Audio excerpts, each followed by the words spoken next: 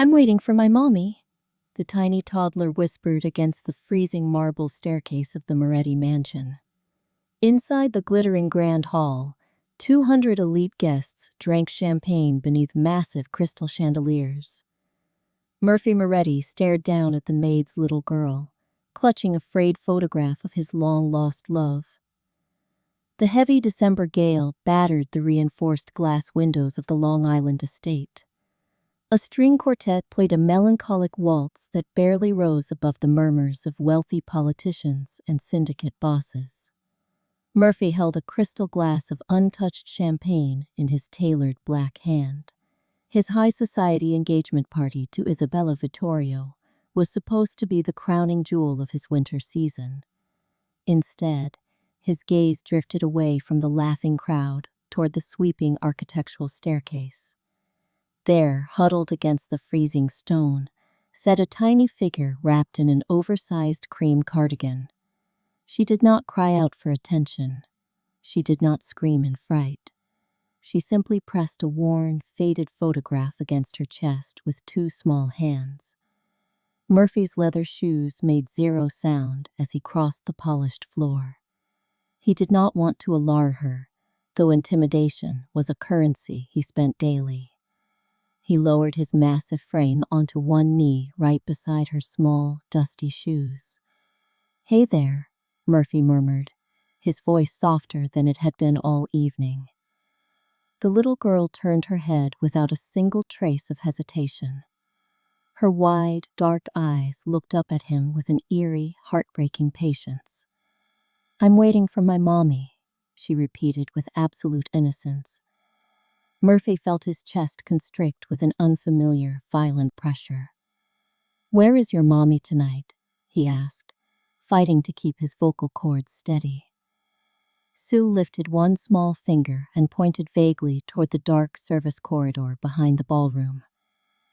"She said, 'Sit here and be good,'" the toddler murmured. "She said, 'Don't bother anyone.'" Murphy swallowed hard against the sudden dryness in his throat. "What's your name, sweetheart?" "Lily," the child replied simply. Then, with the absolute trust of a child who knew no malice, she held out the photograph. The edges were worn to velvet from being clutched millions of times by tiny fingers. Murphy took it gently between his thumb and index finger. The chandelier light fell directly onto the glossy surface. Murphy's breath stopped entirely in his lungs. The woman standing on a green wooden footbridge in the picture was Sophia Carter.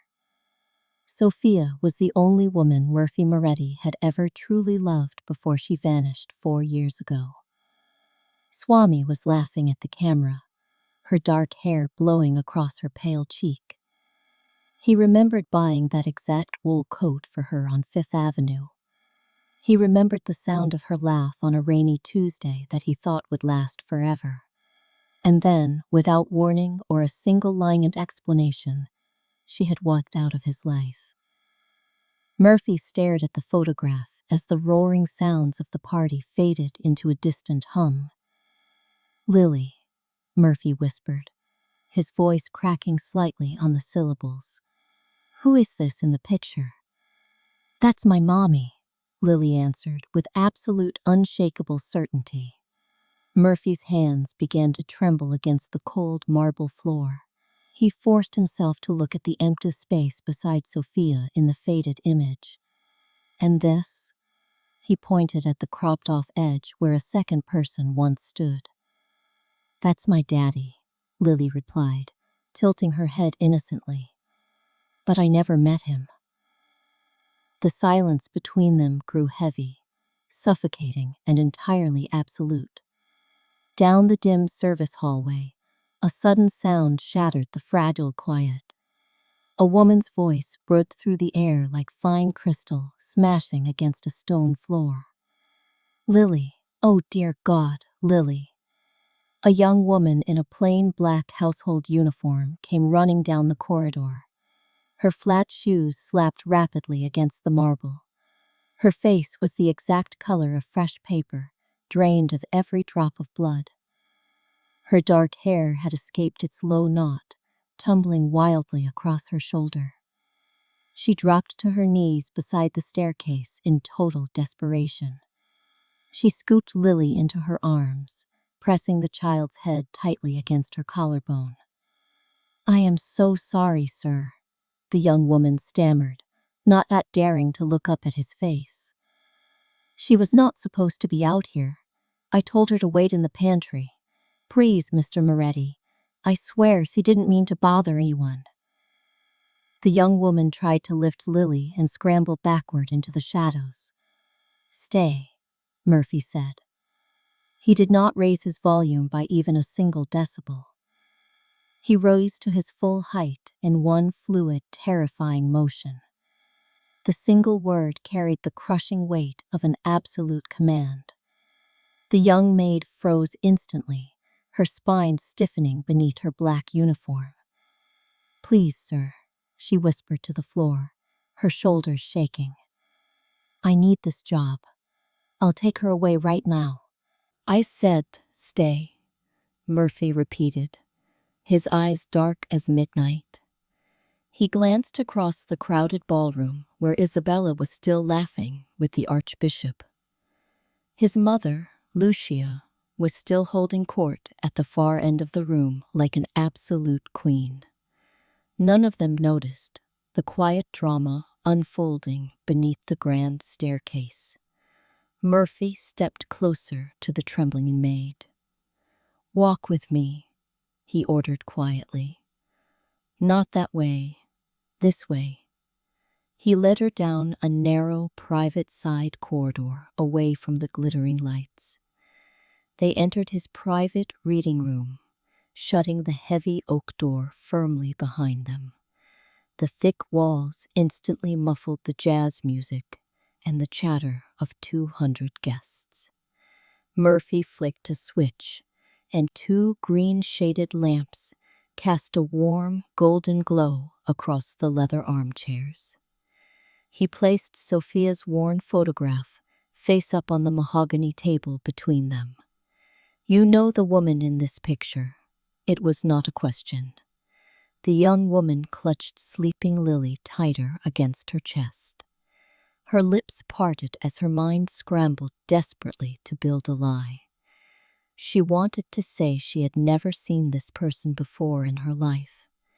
She wanted to pack her bags and run into the cold New York night.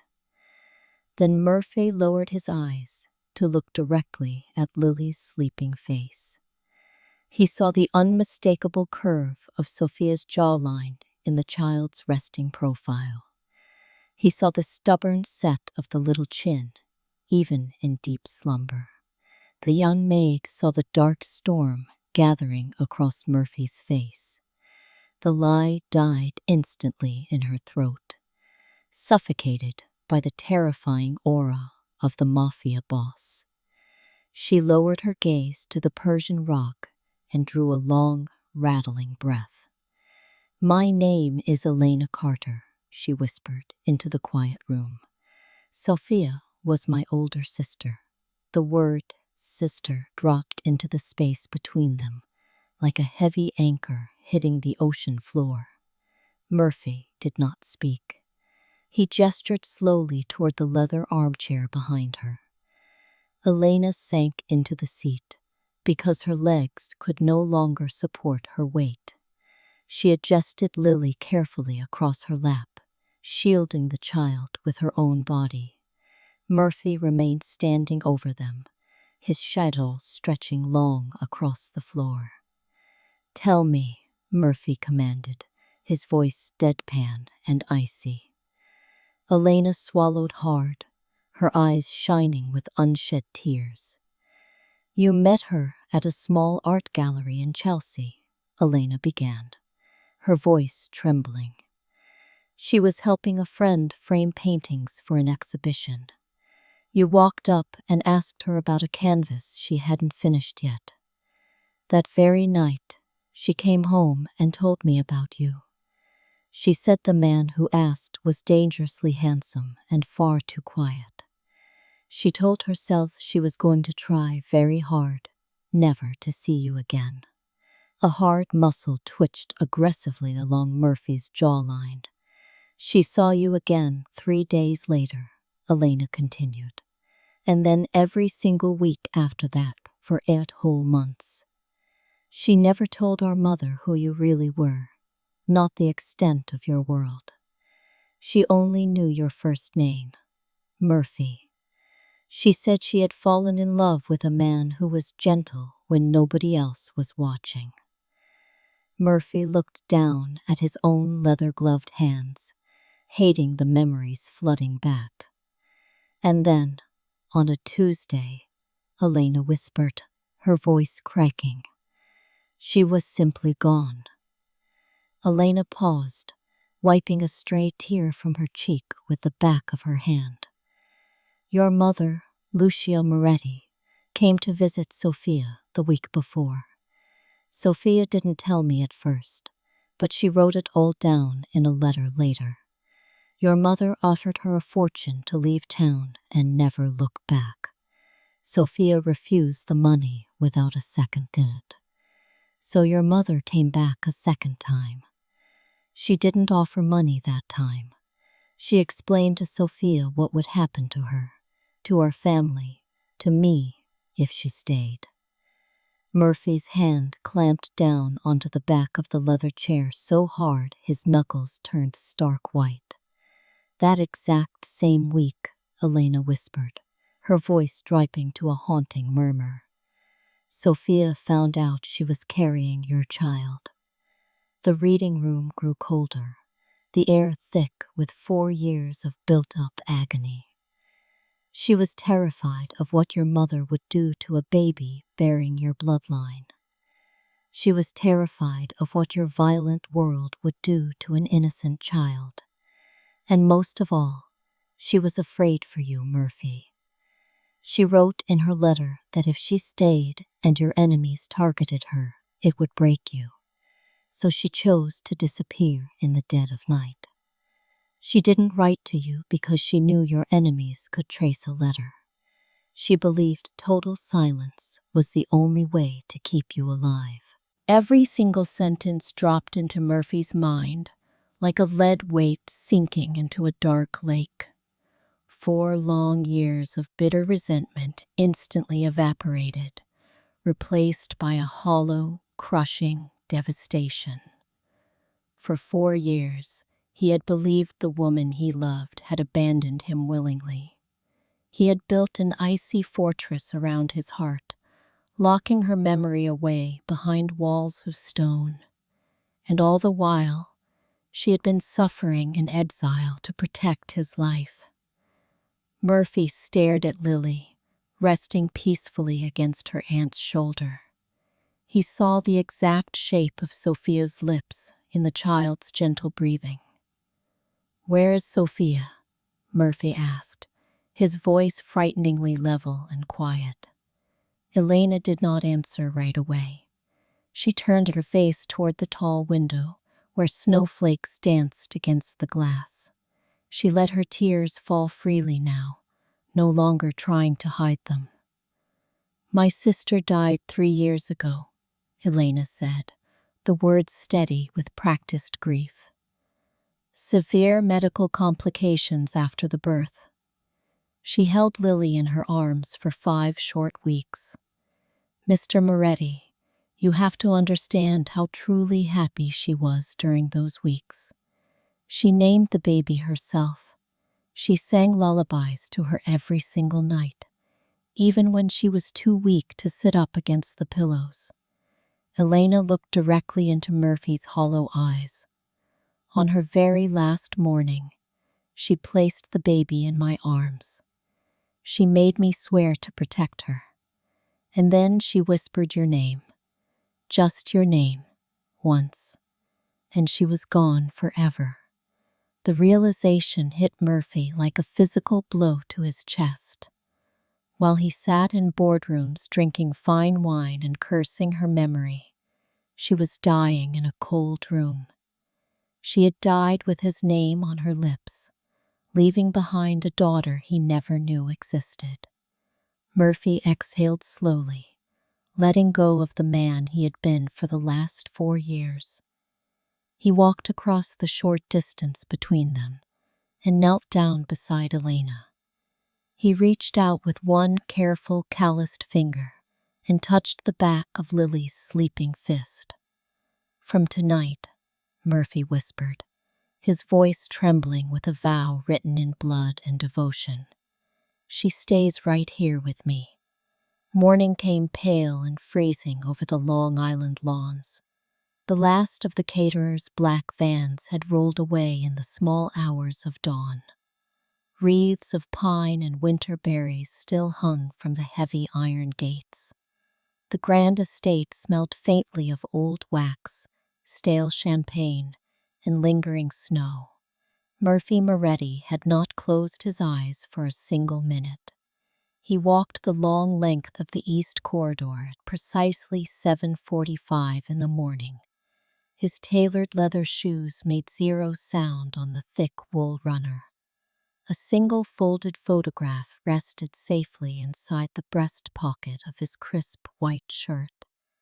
He did not knock at the heavy mahogany door of his mother's private wing. He simply turned the antique brass handle, pushed the door wide open, and walked straight in. Lucia Moretti was already awake and seated at her antique walnut writing desk. Her tall window looked out over the frozen sculpture garden. A small silver pot of dark coffee steamed quietly at her right elbow. A tall stack of correspondence waited neatly in front of her manicured fingers. She wore her traditional black morning dress, her silver hair pulled back into an immaculate knot. A heavy wooden rosary rested on the dark wood beside her silver pen. She did not look up in surprise when the heavy oak door banged against the interior wall. "You are early, Domenico," she said, her voice dry and completely unbothered. Murphy crossed the vast room in 4 long, deliberate strides. He did not take a seat in the velvet chair across from her desk. Instead, he reached into his shirt pocket with 2 fingers. He pulled out Sophia's worn, frayed photograph. He laid it face up right in the absolute center of her correspondence stack.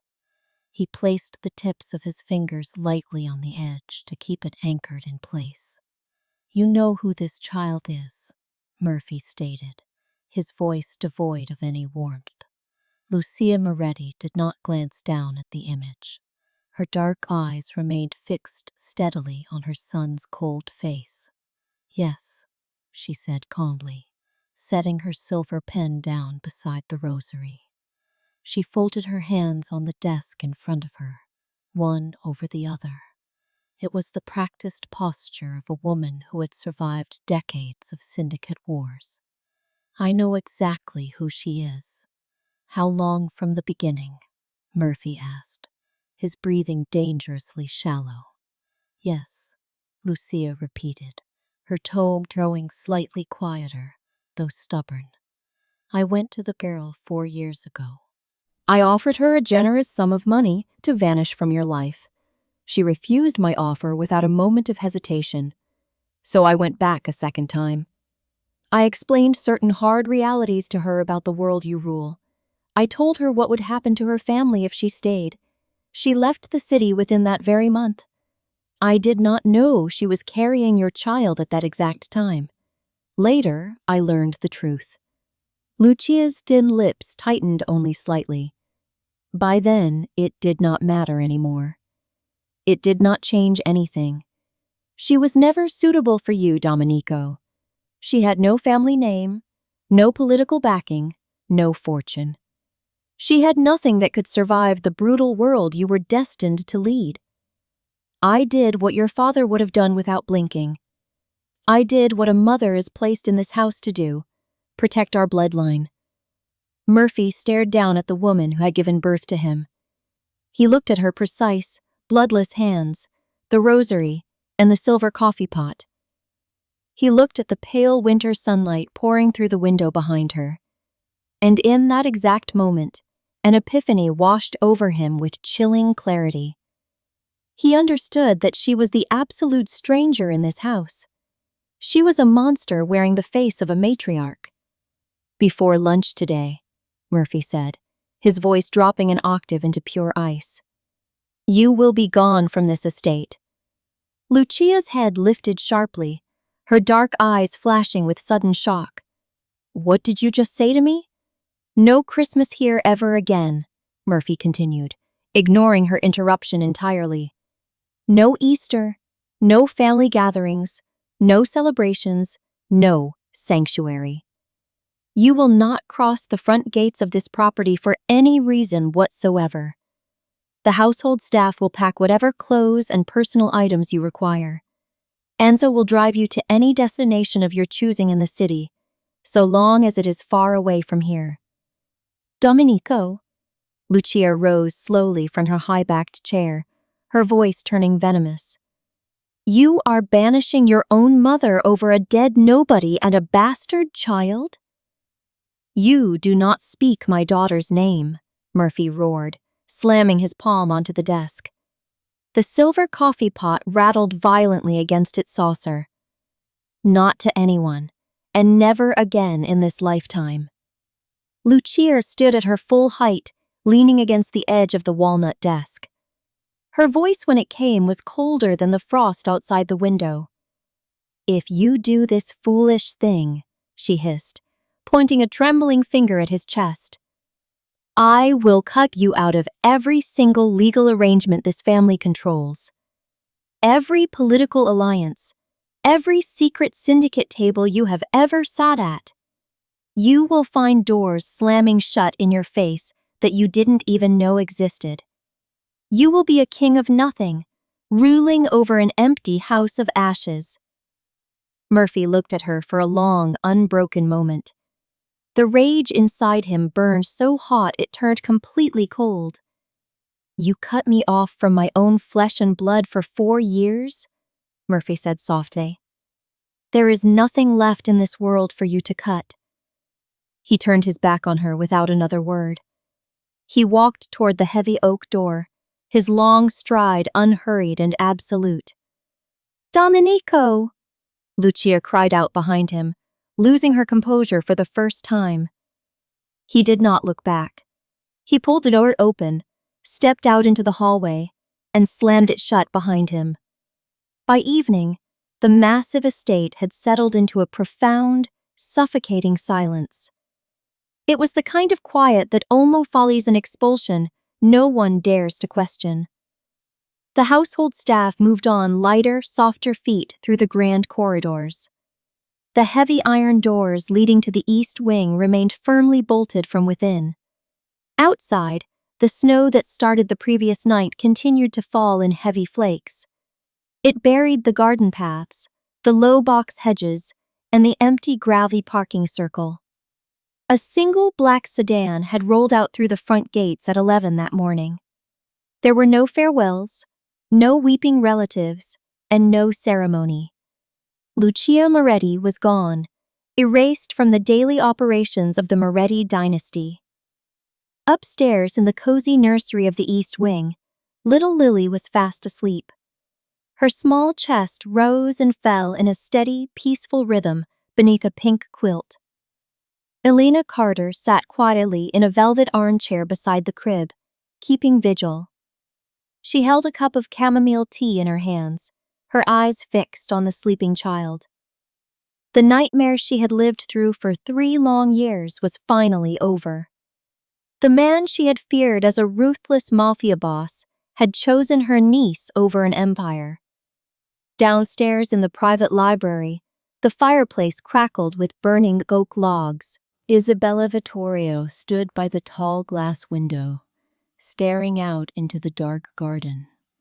She had changed out of her glittering engagement dress into a deep green cashmere sweater.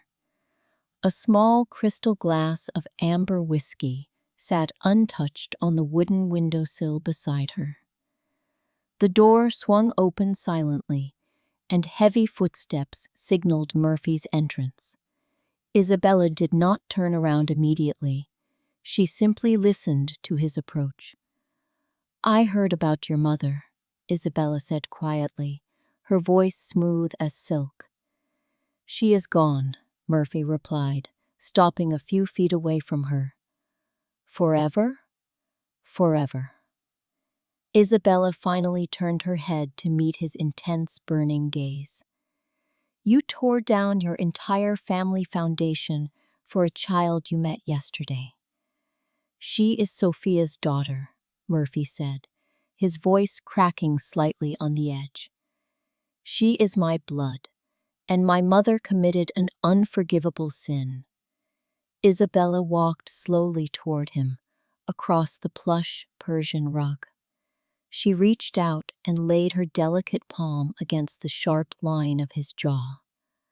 I am not angry with you, Murphy, she whispered, her eyes shining with unshed tears. I know what it feels like to lose everything you thought you owned. When you told me the truth about Sophia last night, part of me shattered. But seeing the way you look at that little girl, it tells me everything. You are a dangerous man, Murphy Moretti. But you are a man with a soul worth fighting for. Murphy caught her hand in his large, calloused palm and pressed his lips to her knuckles. My life is entirely upended, Isabella, he murmured against her skin. My mother is gone. My enemies will smell blood in the water, and our future is uncertain. If you want to walk out of these gates right now, I will not stop you. I will give you half my fortune and safe passage anywhere in the world. Isabella pulled her hand free, only to wrap both arms tightly around his neck. Don't ever be a fool twice, she whispered fiercely into his ear. I didn't fall in love with a title or a pristine family crest. I fell in love with the man standing right here in front of me. We will raise Lily together, Murphy. Whatever comes for us from the outside world, we face it as one. Murphy wrapped his powerful arms around her waist, burying his face in her hair. For the first time in 4 years, the cold emptiness inside his chest felt warm. He had lost a mother who only valued power, but he had found a family. Outside the mansion, the winter wind howled against the reinforced glass. Deep within the shadows of the northern perimeter wall, unseen eyes watched the estate. A black car idling on the county road turned off its headlights in the dark. The war for the Moretti Empire had not ended with Lucia's banishment. It was only just beginning, and the wolves were gathering at the outer gates. The morning sun rose pale and weak over the frozen gardens of the Long Island estate. 2 heavy suitcases and 1 small cardboard box had been carried up to the east wing by the household staff. Until yesterday, those same staff members had taken careful pains to look right through Elena Carter as if she were made of glass. This morning, however, the atmosphere in the grand corridor had shifted entirely. An older, silver-haired housekeeper named Marta set the bags down gently in the sitting room of the corner suite. This particular suite had once belonged to Murphy's grandmother before she passed away decades ago. Marta straightened her apron, turned to Elena, and laid a warm, trembling hand upon her sleeve.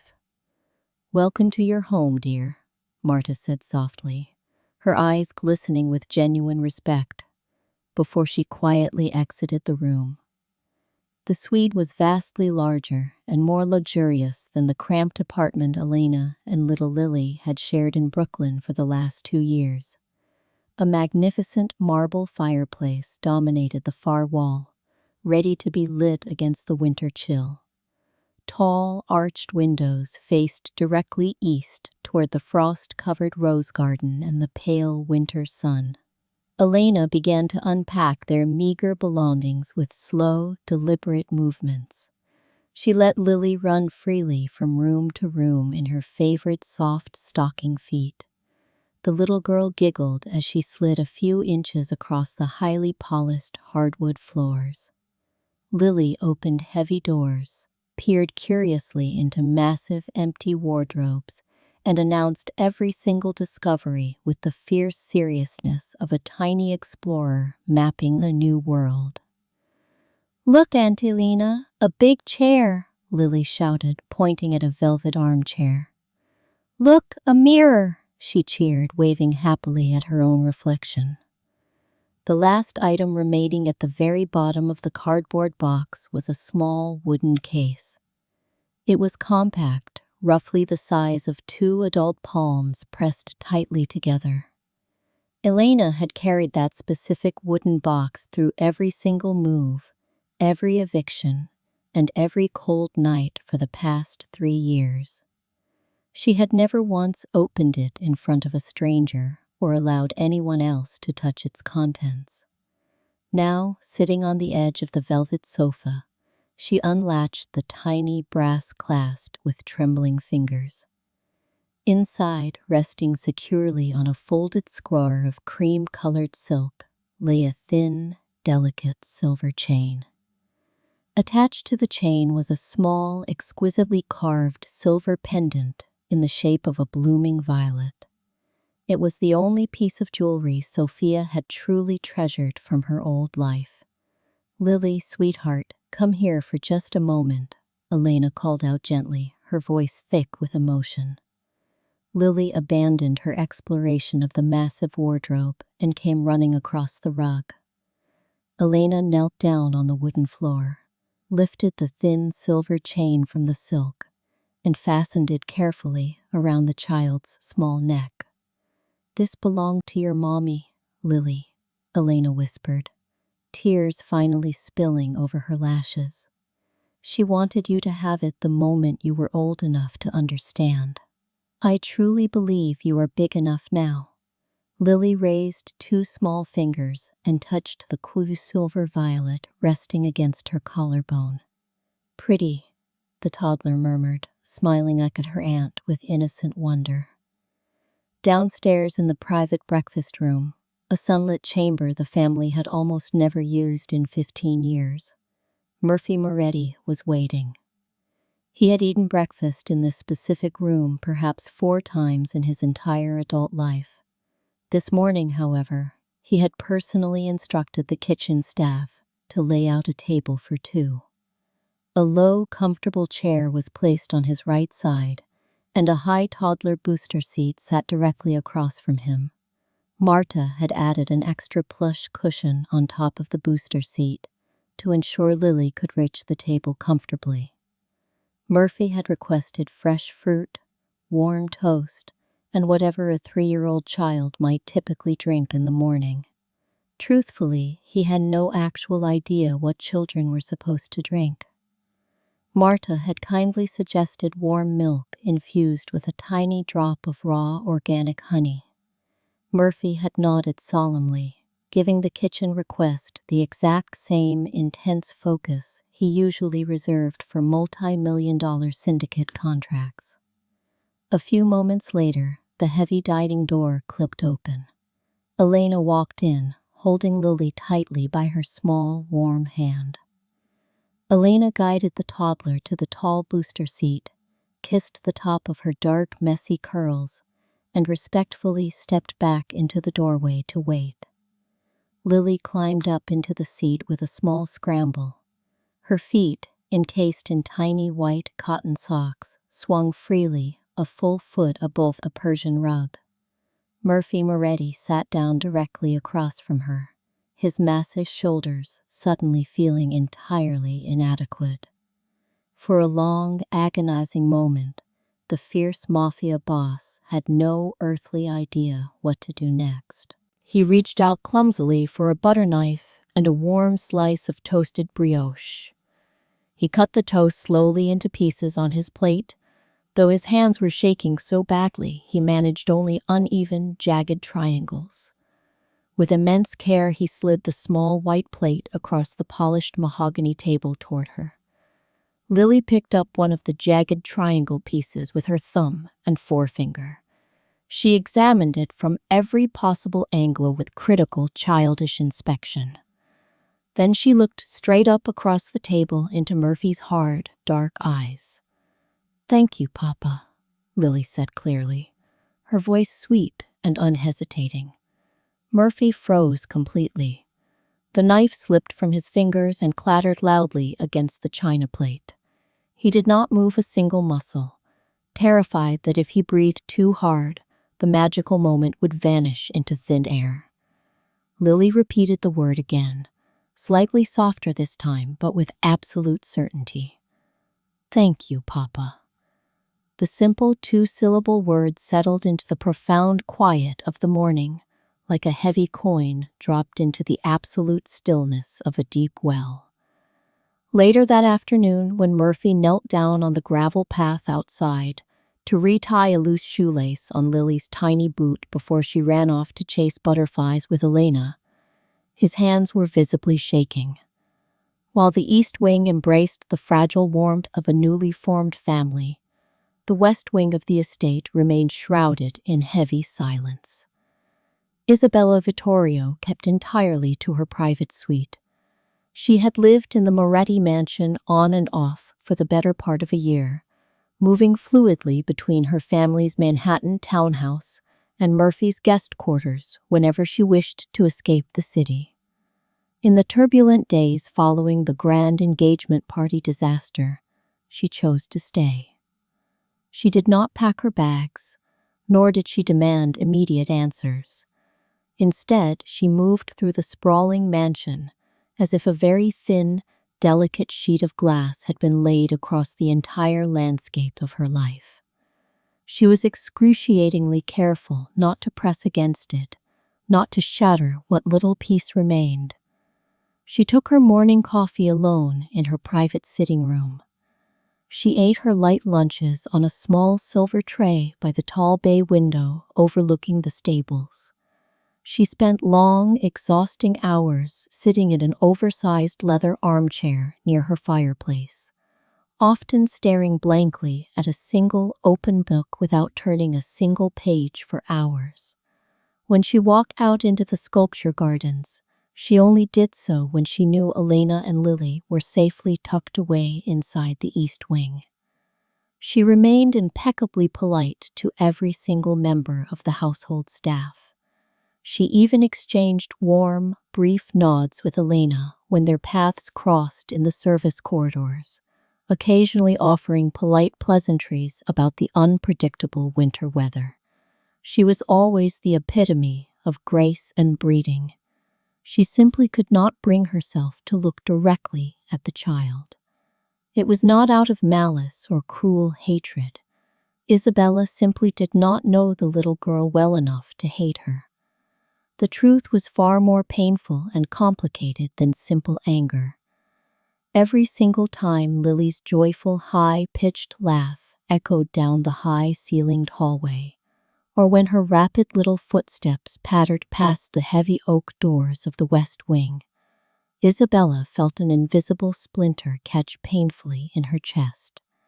It was a wound she hadn't known existed until the past few days. And so, instinctively, she looked away. She kept her heavy eyes fixed firmly on the printed pages of her novels. She retreated deeper and deeper into the lonely isolation of the West Wing. Murphy noticed her absence, but he did not force her hand. He watched her with quiet, hawk-like vigilance. He waited with the immense patience of a predator who understood the delicate nature of a wounded heart. Every single evening, without fail, he left his private study, walked down the long corridor, and knocked softly on the door of Isabella's suite. He sat with her quietly by the dying embers of her fireplace. Sometimes they talked for an hour about estate logistics, and other times they sat in total silence for 10 unbroken minutes. He never pressured her to accept the child overnight. He never demanded that she smile or pretend that everything was completely normal. And for that quiet, unbroken respect. Isabella loved him fiercely, even while her own heart bled silently in the dark. It was on a bleak, gray afternoon, 4 full days after the revelation, that the unexpected knock came at Isabella's door. It was so feather-light, so incredibly soft, that Isabella almost mistook it for the settling of the old oak floorboards. She sat unmoving in her deep armchair, a thick cashmere shawl dropped across her shivering shoulders, a porcelain teacup of Earl Grey completely cooled at her elbow. "Come in," Isabella murmured without looking up from her book, assuming it was Marta bringing fresh firewood. The heavy wooden door slowly groaned open, moving perhaps a mere 6 inches.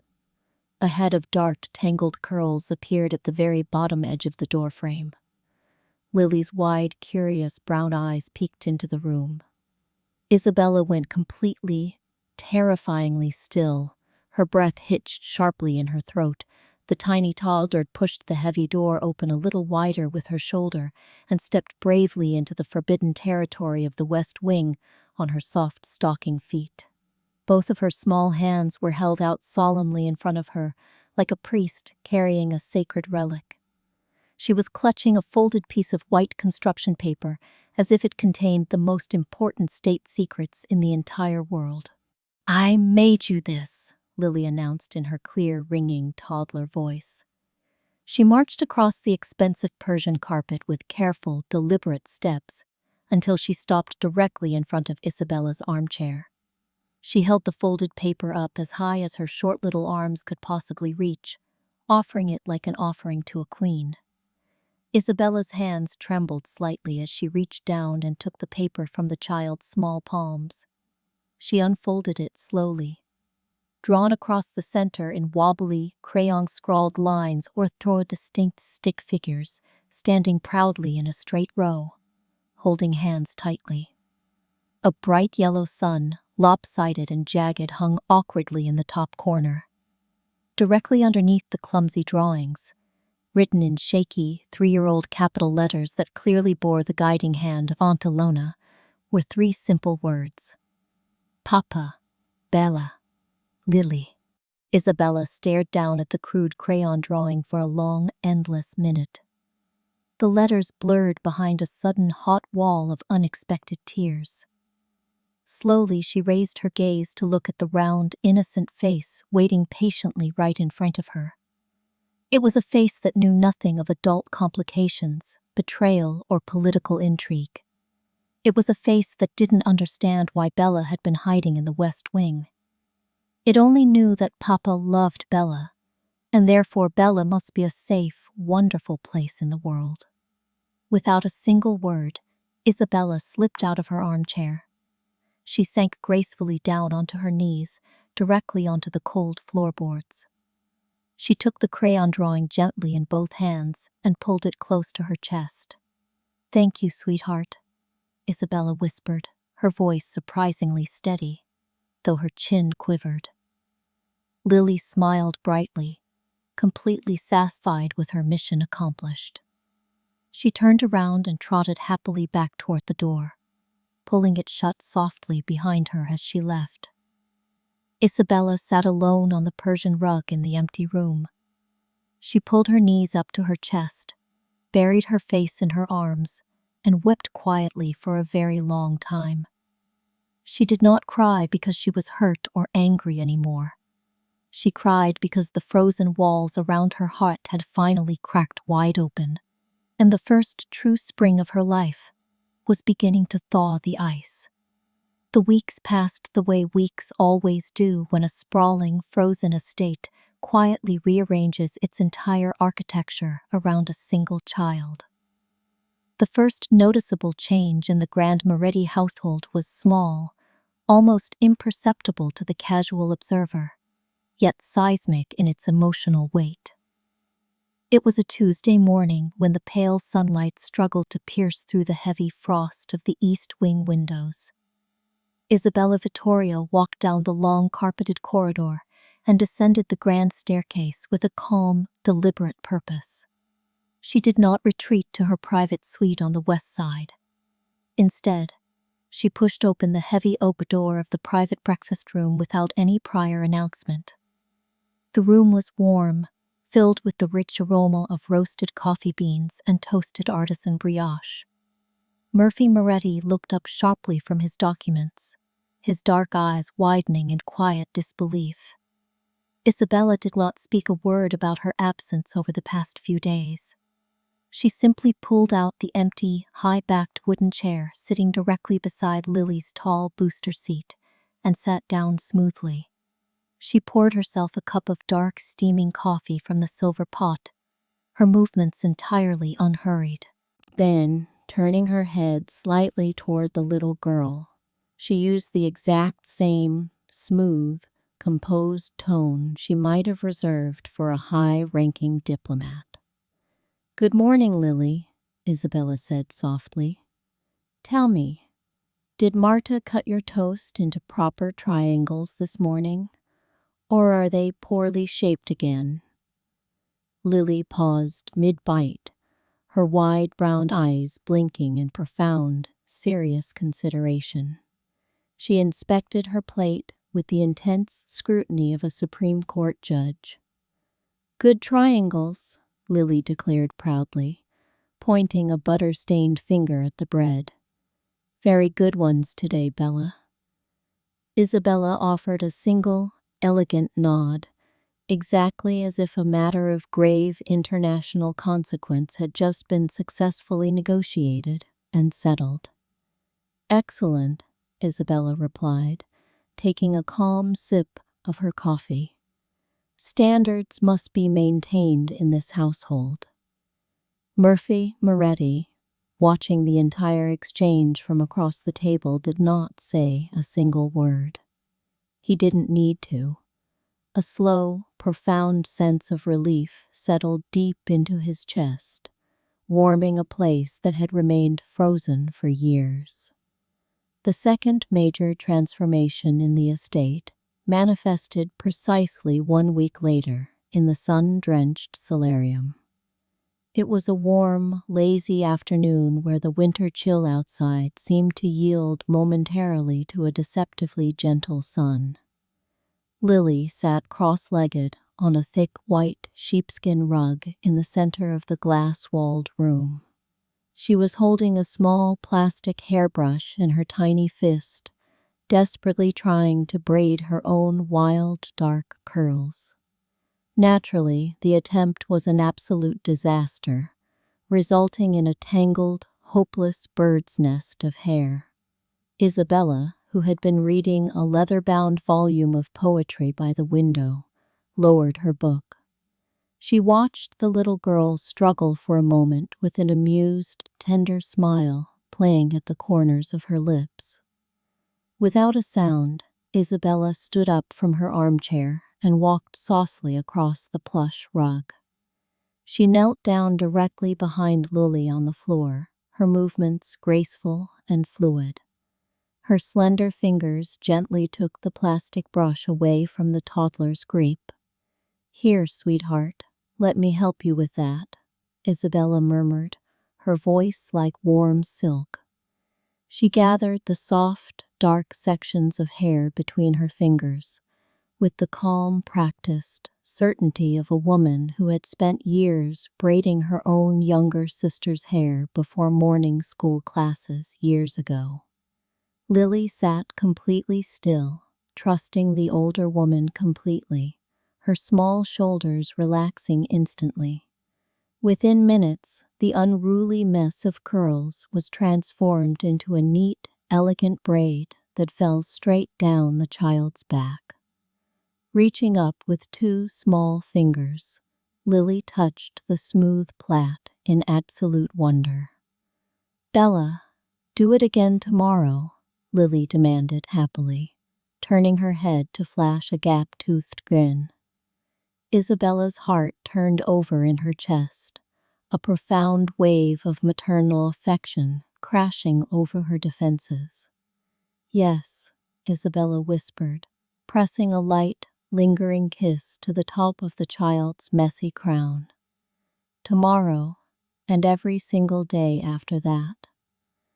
The third and most profound change occurred when the sun dipped below the horizon and the quiet shadows of night fell over the estate.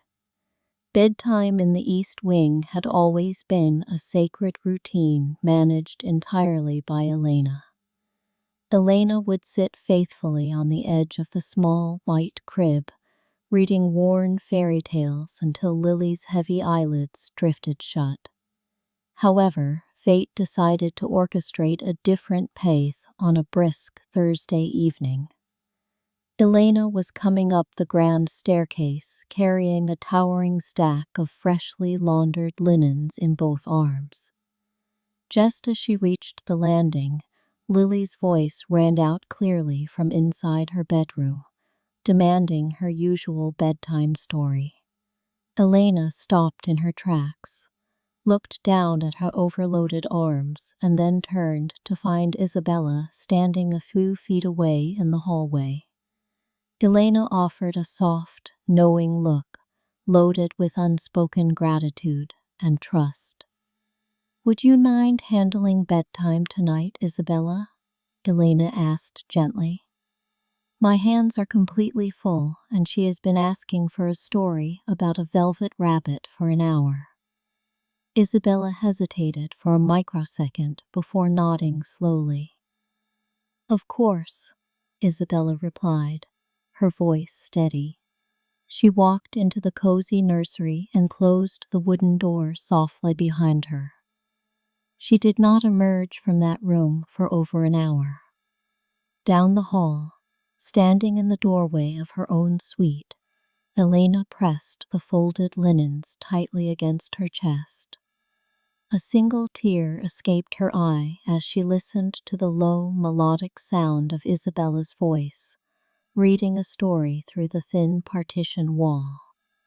This was precisely what Sophia had always dreamed of in the darkest, loneliest hours of her final exile.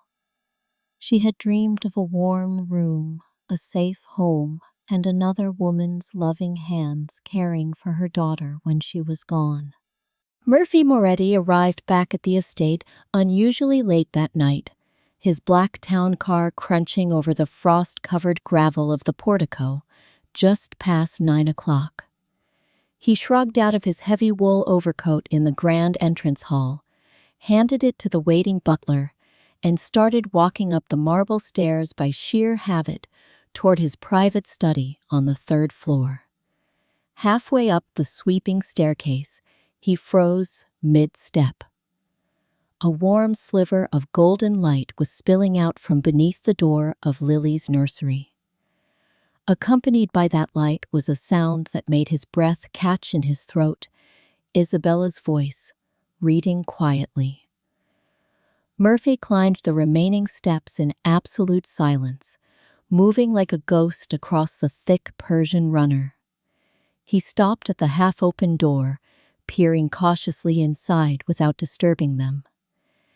Isabella was lying sideways across the top of the white quilted bedspread beside the sleeping toddler. She was still dressed in her elegant daytime cashmere, her long dark hair cascading over the white pillows. Her right arm was curled comfortably beneath her head, while her left arm wrapped gently around Lily's small waist. Lily was tucked tightly against Isabella's side, half asleep, one tiny fist clenched firmly around the lapel of Isabella's blouse. In a soft, rhythmic whisper, Isabella was reading from a dog-eared copy of The Velveteen Rabbit. "Real isn't how you are made," Isabella read softly, her eyes glowing with unshed tears in the lamplight. "It's a thing that happens to you. When a child loves you for a long, long time, not just to play with, but really loves you, then you become real." Something deep inside Murphy's chest shifted violently. It wasn't a fracture or a break. It was the heavy, ancient ice shifting as the first true spring thaw finally reached the deepest bedrock of his soul. Isabella slowly raised her head, sensing a presence in the doorway. her dark eyes locked onto Murphy standing quietly in the shadows. She did not look startled or defensive. Instead, she offered a small, heartbreakingly tender smile. No words were spoken between them, because no words possessed the capacity to capture the magnitude of that single second. Downstairs, in the cold reality of the estate, however, paradise was already under observation.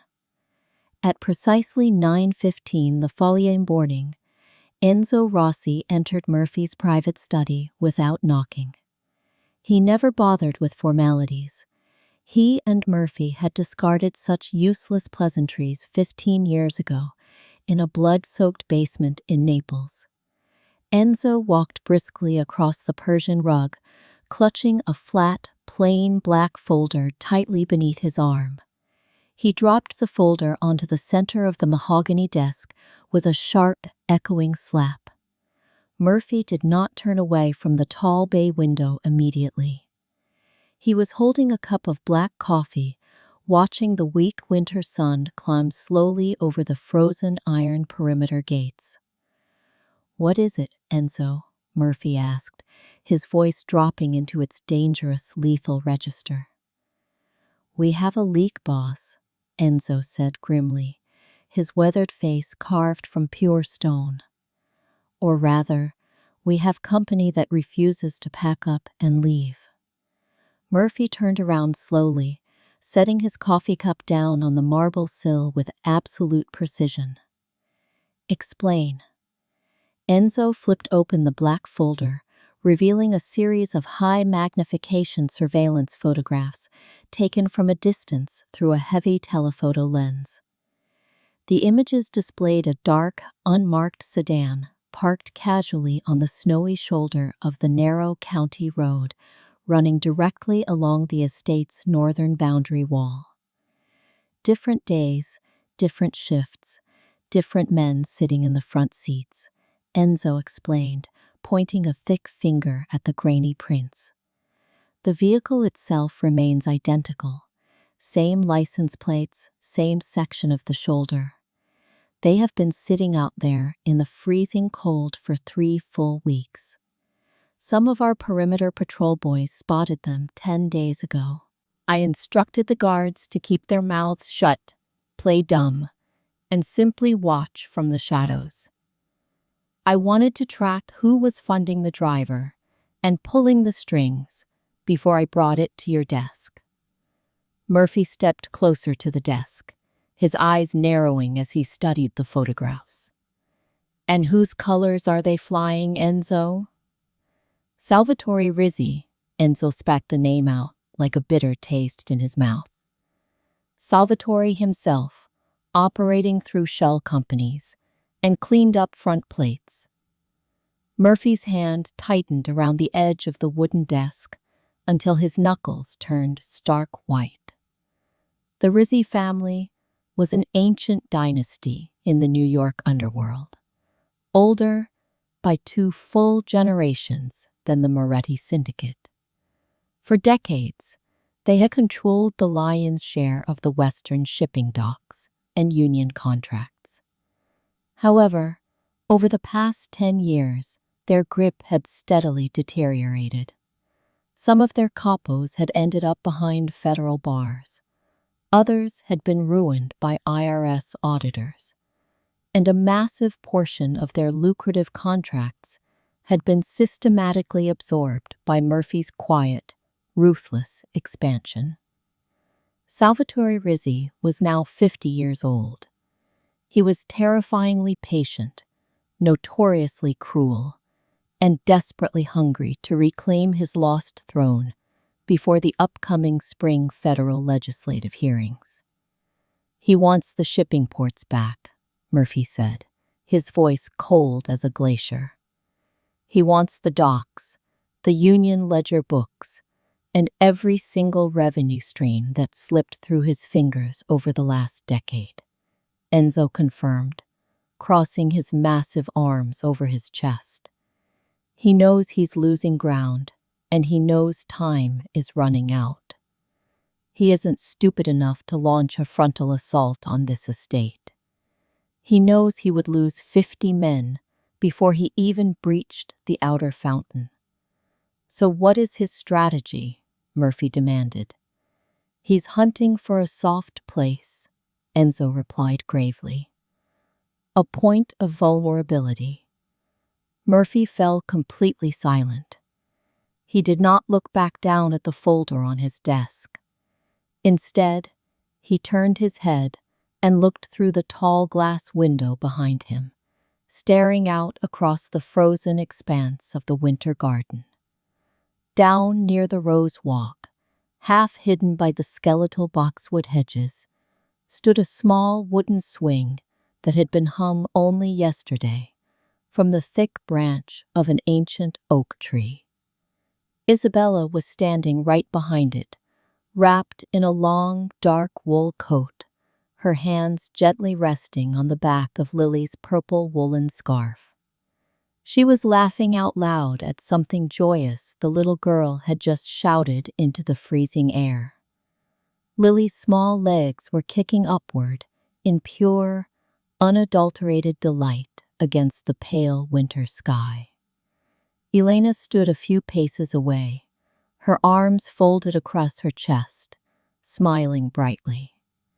Murphy's fingers curled into tight fists at his sides, his jaw locking into a rigid bars of iron. A soft place, they were his absolute world, and Salvatore Rizzi was circling them like a starving wolf in the snow. Double the armed patrols along the north perimeter wall immediately, Murphy commanded, his voice dropping into a terrifying whisper. I want 24-hour surveillance on every square inch of stone. Nobody enters this property, and nobody leaves, without my explicit, personal authorization. Lock down the east and west gates. Understand? Understood, boss, Enzo replied firmly, turning toward the door. If he moves against us, make sure we hit him back twice as hard, Murphy added, his eyes burning with lethal intent. Before he even realizes what hit him, the afternoon sun was uncomfortably weak, casting long, bruised shadows across the frozen acreage of the Moretti estate. Around 3 o'clock, a deceptive patch of pale golden light broke through the heavy gray December clouds, momentarily warming the thick frost that coated the ancient flagstones of the terrace. The air had grown unnaturally still. The biting winter wind that usually howled across the Long Island coastline had died down completely, leaving behind a heavy, oppressive silence. Somewhere deep within the skeletal branches of the low boxwood hedges, a single brave sparrow chirped out a frantic, confused melody, as if it had completely forgotten what season it was. Isabella Vittorio stood near the grand terrace doors, carefully wrapping little Lily in a heavy, rich purple wool coat and matching fringed scarf. The toddler giggled delightfully, her breath pluming in tiny white clouds of vapor every time she opened her mouth. Are we going on an adventure, Bella? Lily asked, her wide brown eyes sparkling with innocent excitement. We are going to inspect the winter roses, sweetheart, Isabella replied, offering a warm, affectionate smile that reached her eyes. Auntie Elena says they are sleeping, but I want to make sure they aren't feeling lonely. Hand in hand, the woman and the child walked out across the flagstones toward the southern Rose Walk. The Rose Walk was situated at the far end of the sprawling South Garden, tucked carefully past the grand marble fountain and hidden behind a dense, high perimeter of trimmed boxwood hedges. By every precise measurement recorded in the estate security logs that Enzo Rossi had personally reviewed earlier that morning, The Rose Walk was located exactly 50 meters inside the primary stone security wall. It was an inner sanctuary. It was protected by layers of reinforced iron and monitored by high-definition optical sensors. Two heavily armed estate guards were currently patrolling the northern perimeter boundary. Another guard was stationed permanently at the front security gatehouse, while two more maintained a strict vigil near the heavy oak kitchen doors. The rotating guard shifts were tighter, faster, and more aggressive than they had been at any point in the past decade. To any rational observer, the grounds were an impenetrable fortress. Lily crouched down beside the frozen, thorny base of a bare rosebush, her small, gloved fingers poking curiously at the hard, frost-locked soil. She began explaining a very serious theory to Isabella about how flowers wore invisible pajamas under the dirt and needed absolute quiet so they wouldn't wake up grumpy in the spring. Isabella chuckled softly, standing watch right behind her, her dark green cashmere coat sweeping the ground. Then, without warning, the single sparrow in the hedge stopped singing. The sudden drop in ambient sound was instantaneous and absolute. The first indicator of catastrophe was not a gunshot, nor was it a shouted warning from a guard tower. It was the sound of heavy rubber tires gripping asphalt with terrifying speed. The noise did not originate from the private estate driveways, where vehicles were strictly monitored. It came from the narrow, cracked county road running directly along the exterior of the estate's northern boundary wall. A long, low, menacing hum of rubber screaming against cold asphalt signaled a vehicle moving far too fast for that stretch of public highway. A fraction of a second later, the sharp screech of a heavy engine abruptly cutting its ignition pierced the air, followed immediately by the ominous, muffled crunch of heavy boots landing forcefully on gravel from a location where no human footsteps had any right to exist. Isabella snapped her head upward, her instincts screaming a silent alarm. Before she could even draw a full breath, her eyes landed on the unthinkable horror unfolding near the northern service gates. A massive, black-tinted SUV had materialized out of nowhere, its chassis riding low against the snow. It had crashed directly through a small, rarely used maintenance service gate at the northern edge of the garden, a secondary gate that had been physically checked, bolted, and double-locked by Enzo's men less than 3 hours ago. Right now, through an inexplicable betrayal or terrifying mechanical failure, that iron gate stood wide open. 4 dark, heavily armed figures materialized from behind the vehicle in a loose, highly practiced, tactical fan formation. Their faces were completely concealed beneath black tactical balaclavas. Their hands were gripped around short-barreled tactical submachine guns. "Run!" Isabella screamed, the word tearing out of her throat with raw, primal terror. She didn't freeze. She didn't hesitate for a single microsecond to calculate the odds or wait for backup. In one explosive burst of movement, she lunged forward, sweeping Lily up into her arms and pressing the child's head flat against her own chest. She spun around to sprint toward the safety of the main terrace doors. She didn't make it past the first 2 strides. A heavy, calloused hand clamped violently over her mouth, cutting her warning scream off in a sickening, muffled gasp. Simultaneously, a second pair of thick arms wrapped around her waist, ripping Lily away from her embrace with brutal efficiency. A short, sharp, terrified shriek escaped toddler's lips, instantly smothered by a thick leather glove pressed firmly over her face. The brutal efficiency of the assault was breathtaking.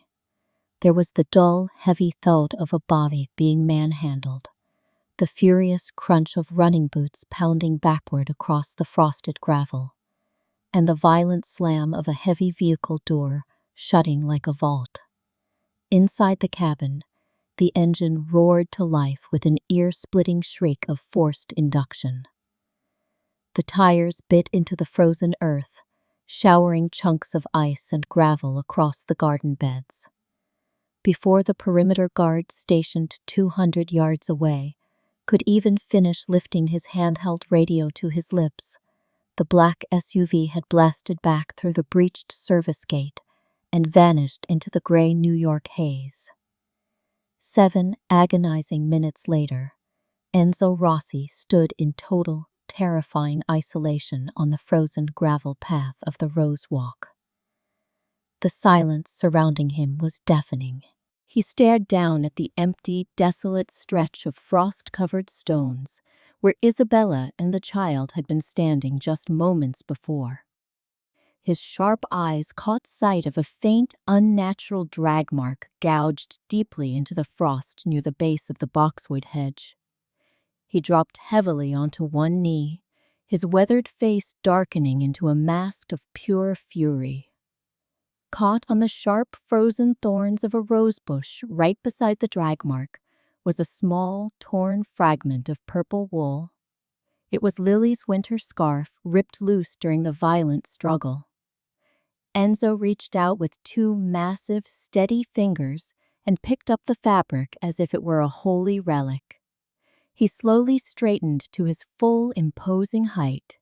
He reached inside the pocket of his heavy wool coat, pulled out his encrypted satellite phone, and pressed a single spill dial number.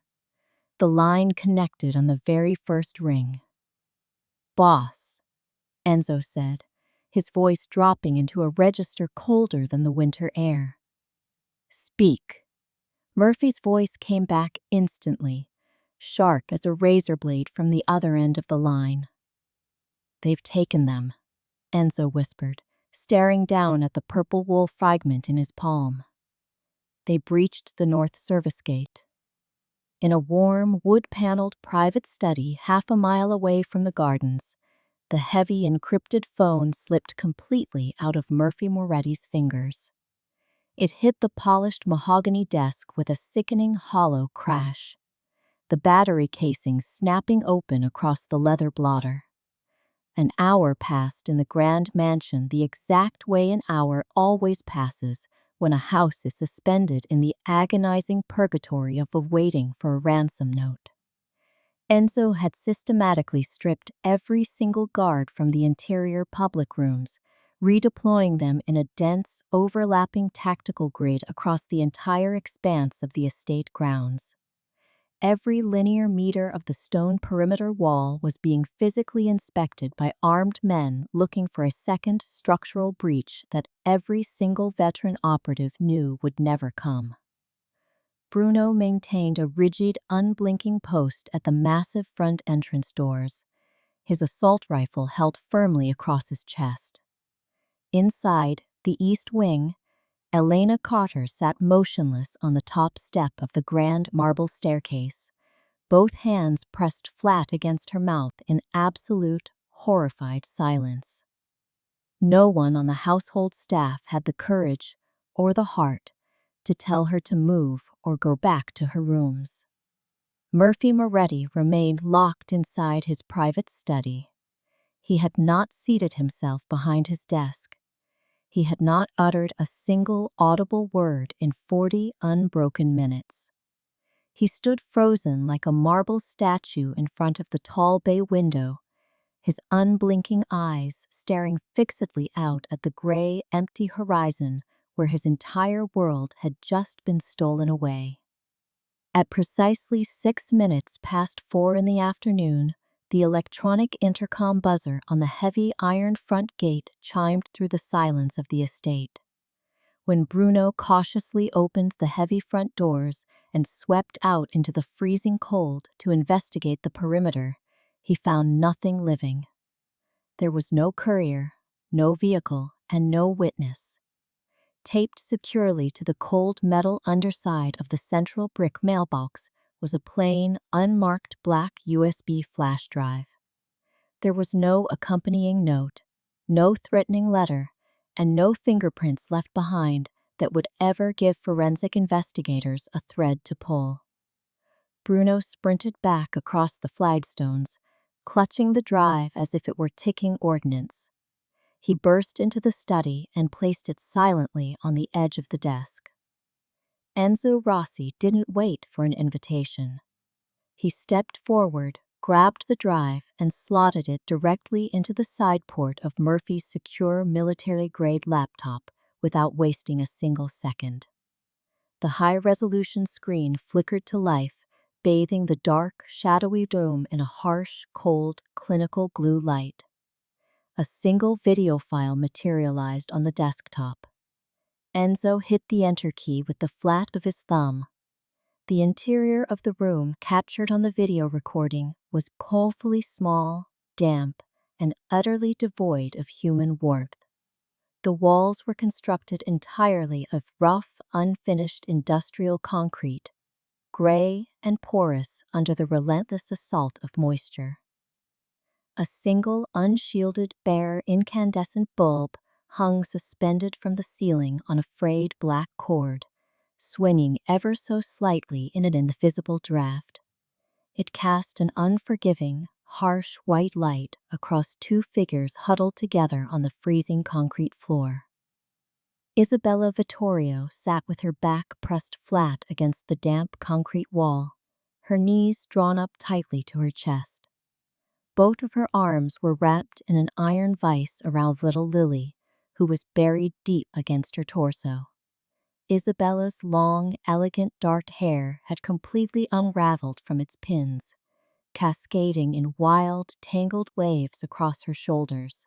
High on her left cheekbone, a dark, ugly contusion was already blooming into a vicious purple and black bruise, where a heavy fist had connected during the ambush. Her deep green cashmere coat was ripped open at the shoulder, exposing the torn fabric of her blouse beneath. Despite the terror radiating through the room, her dark eyes were wide, luminous, and terrifyingly steady. She was staring directly into the lens of the hidden camera, with a gaze carved from pure defiance. Lily's face was completely buried against the crook of Isabella's collarbone. Only the top of her dark curly head was visible to the camera, along with one tiny, desperate fist clenched so tightly into the fabric of Isabella's coat that her knuckles were entirely bloodless. The little girl's shoulders were shuddering violently with sighing, exhausted sobs. It was an unnatural, terrifying quiet in that concrete box. She had cried herself into a state of physical numbness, the kind of deep, hollow silence that only overtired toddlers experience when they have moved far past the capacity of tears. Suddenly, from somewhere just outside the camera's fixed frame, a man's voice broke the heavy acoustic silence. The tone was agonizingly slow, dripping with a sickening, theatrical sweetness. It was the voice of a predator who took perverse, unhurried pleasure in savoring his own absolute patience. "Domenico," the voice purred smoothly into the microphone. "It has been a dreadfully long time since we last broke bread together. I sincerely hope your winter evening has been peaceful up until this exact moment." Murphy Moretti did not twitch a single muscle in his face. He stood frozen, his eyes locked onto the screen, watching the gentle rise and fall of Isabella's wounded shoulder. "3 shipping ports south of the Federal Bridge," the voice continued, ticking off the demands with cold, calculating precision. "The full Eastern Union ledger books, every original corporate signature, every notarized seal, and every historical land grant document. You will bring those papers yourself, Domenico. You will bring them to warehouse D17 at the abandoned Brooklyn Piers by precisely midnight tonight. And you will come entirely alone. No escorts, No backup, no perimeter sweeps. The voice paused, letting a heavy, threatening silence hang in the air before dropping the hammer. If my scouts report even a single one of your loyal capos within a single mile of that building, just one, Domenico, these two lovely ladies go swimming in the freezing harbor waters before you even reach the front personnel door. Do you understand me clearly? Not after you arrive. Before. The voice chuckled softly, a dry, grating sound like dry bones grinding together. The video feed lingered for another 5 agonizing seconds on the two terrified figures huddled against the concrete. Then, with a sharp digital click, the screen abruptly snapped to absolute pitch black. Nobody inside the private study dared to break the suffocating silence. Enzo Rossi's massive, weather-beaten hand remained resting flat over the edge of the laptop keyboard, his knuckles straining under the pressure. Bruno stood rigidly by the doorway, his chest heaving with suppressed rage, his eyes darting back and forth between the dark screen and his boss's immovable back. Murphy Moretti did not turn around to face them. He stood motionless for a long, endless minute, staring directly at his own faint, distorted reflection cast across the darkened glass of the computer monitor. His facial expression remained utterly unreadable. Deep beneath the surface of his icy exterior, an ancient nuclear furnace of pure, unadulterated vengeance was igniting. When he finally turned around to face his men, his voice was not raised in anger. It was terrifyingly calm, smooth, and absolute. "Bring me the portfolio cases," Murphy commanded quietly. Enzo opened his mouth to argue, to offer a tactical alternative, but one single glance into Murphy's dead black eyes instantly stopped the words in his throat. "All of them," Murphy added, walking slowly toward his desk.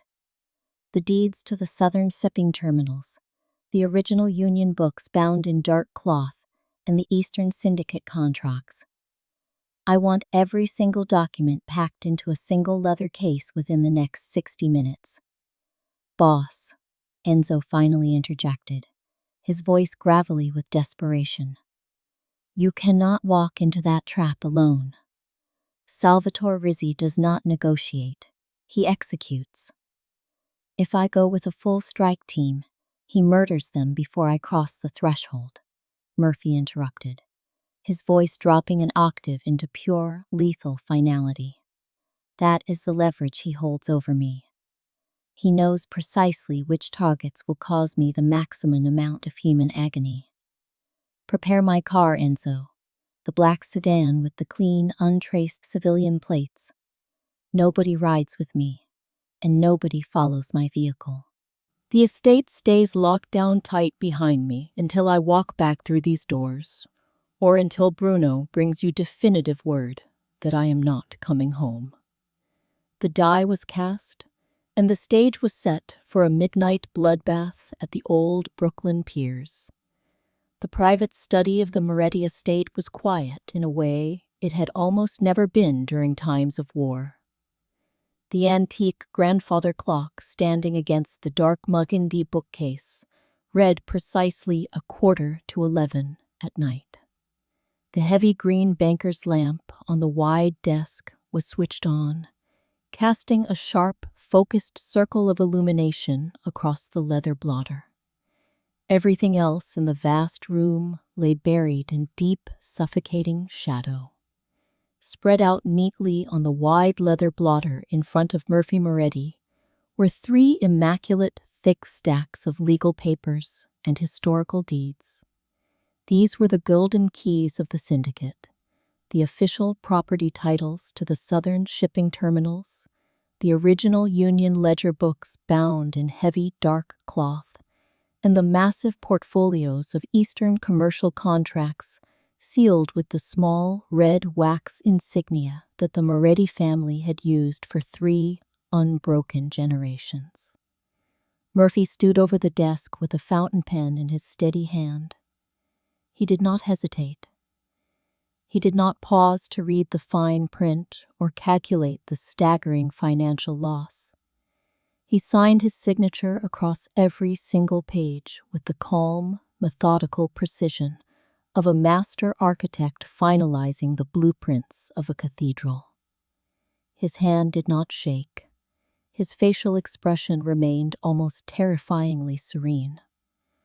Only a man who had stood by his side through 20 years of gangland executions would have noticed that his broad shoulders were held 1 degree too straight, or that his square jaw was locked into a bars of unyielding iron. Enzo Rossi saw it. Enzo had been standing quietly at the far, dark end of the mahogany desk for the better part of an hour, watching every micro-movement without uttering a single syllable.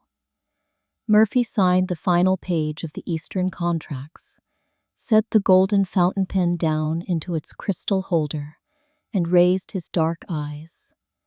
"Bring me the heavy leather attaché case," Murphy ordered, his voice low and devoid of panic. Bruno stepped forward instantly from the shadows of the doorway, carrying a plain, reinforced black leather case designed explicitly for secure transport. Murphy picked up the signed deeds, the heavy union books, and the wax-sealed portfolios, placing them inside the case in the precise hierarchical order he knew Salvatore would inspect them.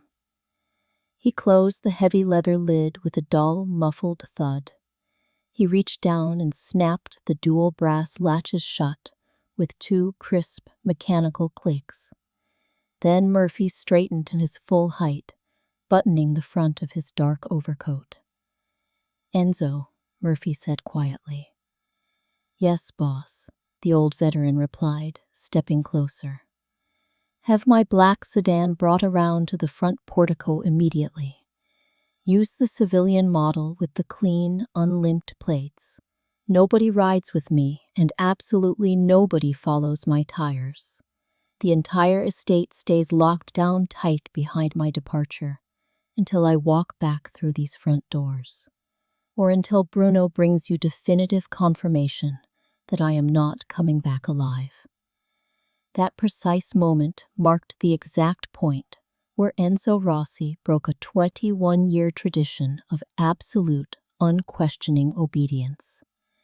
In over 2 decades at Murphy's right hand, Enzo had never once talked back, never once questioned a tactical directive, and never once flinched when an order meant walking into the crossfire.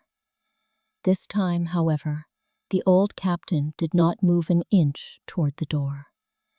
Instead, he stepped directly into the pool of desk-lamp light and slowly lowered his massive, weathered frame onto one knee right in front of Murphy's polished shoes. Murphy looked down at his oldest friend, his dark eyes narrowing slightly. "Get up off the floor, Enzo," Murphy warned, his voice carrying a dangerous edge. "No, boss," Enzo replied, lifting his head to meet Murphy's lethal gaze directly. "You are going to listen to me for exactly 60 seconds. Then I will stand back up and I will execute whatever foolish orders you hand down. But you will hear the truth first." Murphy did not interrupt him. He simply stood motionless, letting the old soldier speak his mind. "Salvatore Rizzi is a rabid dog, and rabid dogs do not honor treaties," Enzo stated, his voice trembling with suppressed emotion. "He hasn't kept his word to a single living man in this city for 30 consecutive years. He has zero intention of letting you walk out of warehouse D17 alive tonight, even if you hand him the entire eastern seaboard on a silver platter. He is going to take those portfolio cases, and he is going to put a bullet straight through your chest the second you lower your guard. And then, because he leaves no loose ends and fears your vengeance, he is going to murder both the woman and the child anyway. Because dead witnesses do not show up at federal hearings or seek retaliation in the spring. If you walk through those warehouse doors entirely alone tonight, all three of you will be buried in unmarked graves before the sun rises over the harbor." The study fell into a tomb-like silence. The ticking of the grandfather clock sounded like distant hammer blows against an anvil. "If I bring a tactical strike team with me," Murphy said, his voice dropping into a register so quiet it was almost imperceptible, "Salvatore will use his sniper on the catwalk to execute Lily before I can cross the concrete floor. He knows precisely which target will cause me the absolute maximum amount of human agony. That is the leverage he holds over my life, Enzo." Enzo dropped his gaze to the Persian rug for a long, agonizing moment. He knew his boss was entirely right. A madman backed into a corner would always slaughter the hostages first. "This is my final operational order to you tonight, Enzo," Murphy whispered, stepping past the kneeling captain and resting a heavy hand on his shoulder. "Keep them safe here, or avenge us if we fall." A heavy, unbroken silence stretched between them for 3 full seconds. Then, Enzo slowly lowered his head in a silent, sorrowful acknowledgement. "Yes, boss," Enzo murmured. Murphy picked up the heavy black leather attaché case by its reinforced handle, turned his back, and walked out of the study without looking back. The heavy oak door closed behind him with a soft, heavy thud. Enzo stayed frozen on one knee on the Persian rug for precisely 3 seconds after the interior latch clicked into place. Then, with the fluid grace of a seasoned combat veteran, he stood straight up. He turned sharply toward the doorway where Bruno and another senior capo named Marco were standing in tense anticipation. "We never heard that final order regarding a solo mission," Enzo stated flatly, his eyes flashing with lethal intent. "Bruno, take the third surveillance vehicle out of the motor pool. Park it 200 meters back from the perimeter of the old Brooklyn piers, hidden behind the municipal salt sheds. Sidearms only, no long guns, no active radio frequencies, and absolutely no running headlights. Nobody makes a move. Nobody breaches the perimeter, and nobody opens fire until you see my specific hand signal. Understood?"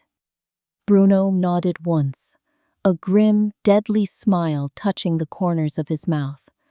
Marco was already sprinting down the hallway toward the armory to check his clips. Meanwhile, half a mile away from the estate, inside the freezing, damp underground concrete box of warehouse D17, time had long since lost all coherent meaning. The single, unshielded, incandescent bulb continued its monotonous, low-frequency hum, casting its harsh, clinical white light across the same miserable patch of damp flooring. There were no windows to mark the progression of day into night.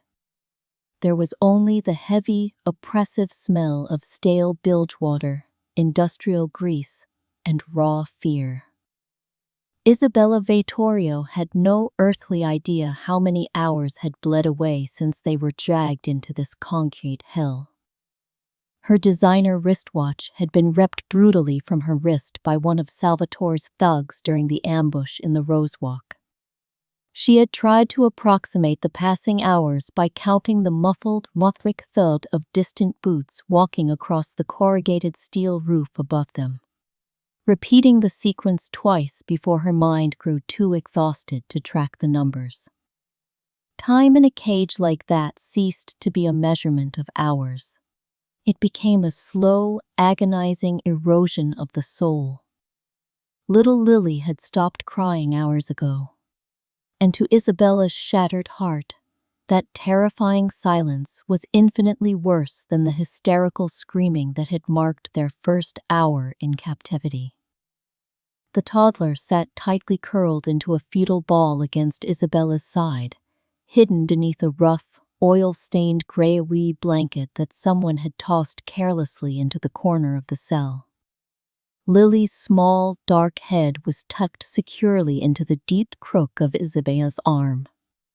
One tiny, trembling hand remained fisted desperately inside the torn lapel of Isabella's cashmere coat, clutching the fabric as if it were the only anchor holding her to the physical world. Every few minutes, the child's entire small body would experience a single, violent shudder, an involuntary physiological spasm without a single sound, the kind of deep, exhausting tremor that only overtired children suffer after their tear ducts have run completely dry. "Bella?" Lily's voice emerged from beneath the blanket, so microscopic, so frail that Isabella barely caught the syllables against her own collarbone. "Yes, my sweet darling," Isabella whispered instantly, pressing her lips against the child's tangled curls. "I'm right here. I'm not going anywhere." "Does Papa know where we are?" the little girl asked, her small voice cracking on the edge of tears. Isabella pressed her teeth hard against her lower lip until she tasted the sharp, metallic tang of fresh blood, forcing her vocal cords to remain entirely steady before she answered. "Yes, sweetheart," Isabella lied with fierce, unwavering conviction. "Your Papa knows exactly where we are." "Is he coming to get us?" "He is coming right now," Isabella replied, her heart breaking into 1,000 jagged pieces with every single word. "He is walking through the dark to find us, Lily." Lily went completely still beneath the blanket, digesting the promise. Then she burrowed even deeper into the warmth of Isabella's chest, her breathing turning shallow and slow. What if he doesn't make it in time before the bad men come back? Isabella closed her eyes tightly, squeezing the lid shut as a fresh wave of blinding terror washed over her system. She was terrified.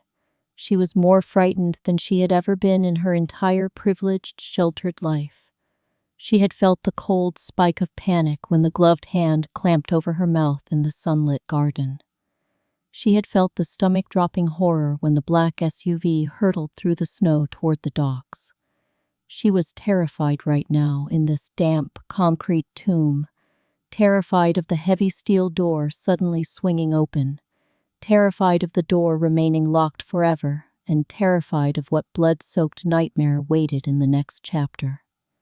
Deep beneath her torn coat, her hands were shaking uncontrollably against the cold floor. Yet when she opened her mouth to speak again, the voice that emerged from her throat possessed a steady, unbreakable iron resolve that she didn't even recognize as her own. "Listen to me very carefully, Lily," Isabella commanded softly, her tone brooking zero argument. "Look right up at my face, sweetheart. Look at my eyes." Lily tilted her tear-stained pale face upward from beneath the woolen blanket. Her wide brown eyes locked onto Isabella's fierce gaze. "Your Papa is coming through that door," Isabella continued, every word carved from absolute truth and maternal devotion. "And I am sitting right here holding you with both of my hands.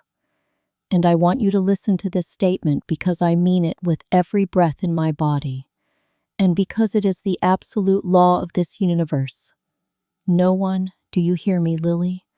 No one in this concrete room, no one who dares walk through that steel door, and no one anywhere else in this entire wicked world is ever going to lay another finger to hurt you. I am promising you with my life. I am swearing it to you right now. There are promises that people throw around casually because uttering nice words is simply the socially acceptable thing to do when someone is trapped in a difficult corner. And then, on rare occasions, there are promises that human beings utter out loud into the dark, and in the exact fraction of a second of hearing themselves speak those words aloud, they realize with staggering clarity that the promise had already been true within their hearts for a long, long time, that it had simply been waiting patiently for a brave voice to give it form and armor. Isabella slid her arms completely around Lily's waist, hauling the child up into her lap. She wrapped both of her arms in a fierce, unyielding cage around the little girl's back. She pressed her own cheek firmly against the top of Lily's dark, tangled curls, and she began to rock back and forth in a slow, rhythmic, hypnotic motion against the damp concrete wall. Above them, the single incandescent bulb hummed its relentless, irritating tune. In that miserable, freezing concrete box, stripped of all social status, wealth, and elegance, Isabella Vittorio was no longer just a wealthy heiress engaged to the child's father. In the absolute crucible of terror and sacrifice, she had crossed an invisible line. She was Lily's mother now, in every way that mattered before God and man, and for the remainder of her natural life, nothing in heaven or earth could ever sever that bond. The old Brooklyn piers were the exact kind of forgotten municipal wasteland that the modern city of New York had spent decades actively trying to erase from memory. The access road leading down to the water was severely cracked, split by invasive weeds and decades of brutal winter frost. The heavy chain-link fence guarding the mouth of the industrial yard had long ago rusted clean through in at least 3 major places, hanging open like broken teeth in a skeletal jaw. Somewhere out past the heavy, light-devouring expanse of Black Harbor water, a solitary foghorn sounded once, a low, mournful, elongated groan that echoed across the concrete and then died away into absolute silence. The dense salt fog had rolled in off the Atlantic around 11 o'clock that night, blanketing the docks in a thick, choking white shroud that refused to lift. It crept sluggishly across the wet, oil-stained concrete in long, pale, ghost-like sheets.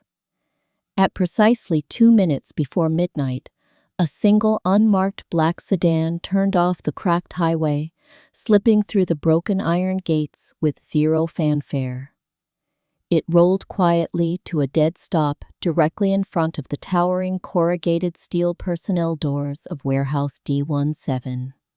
The heavy engine clicked off, plunging the immediate area into an eerie, suffocating quiet.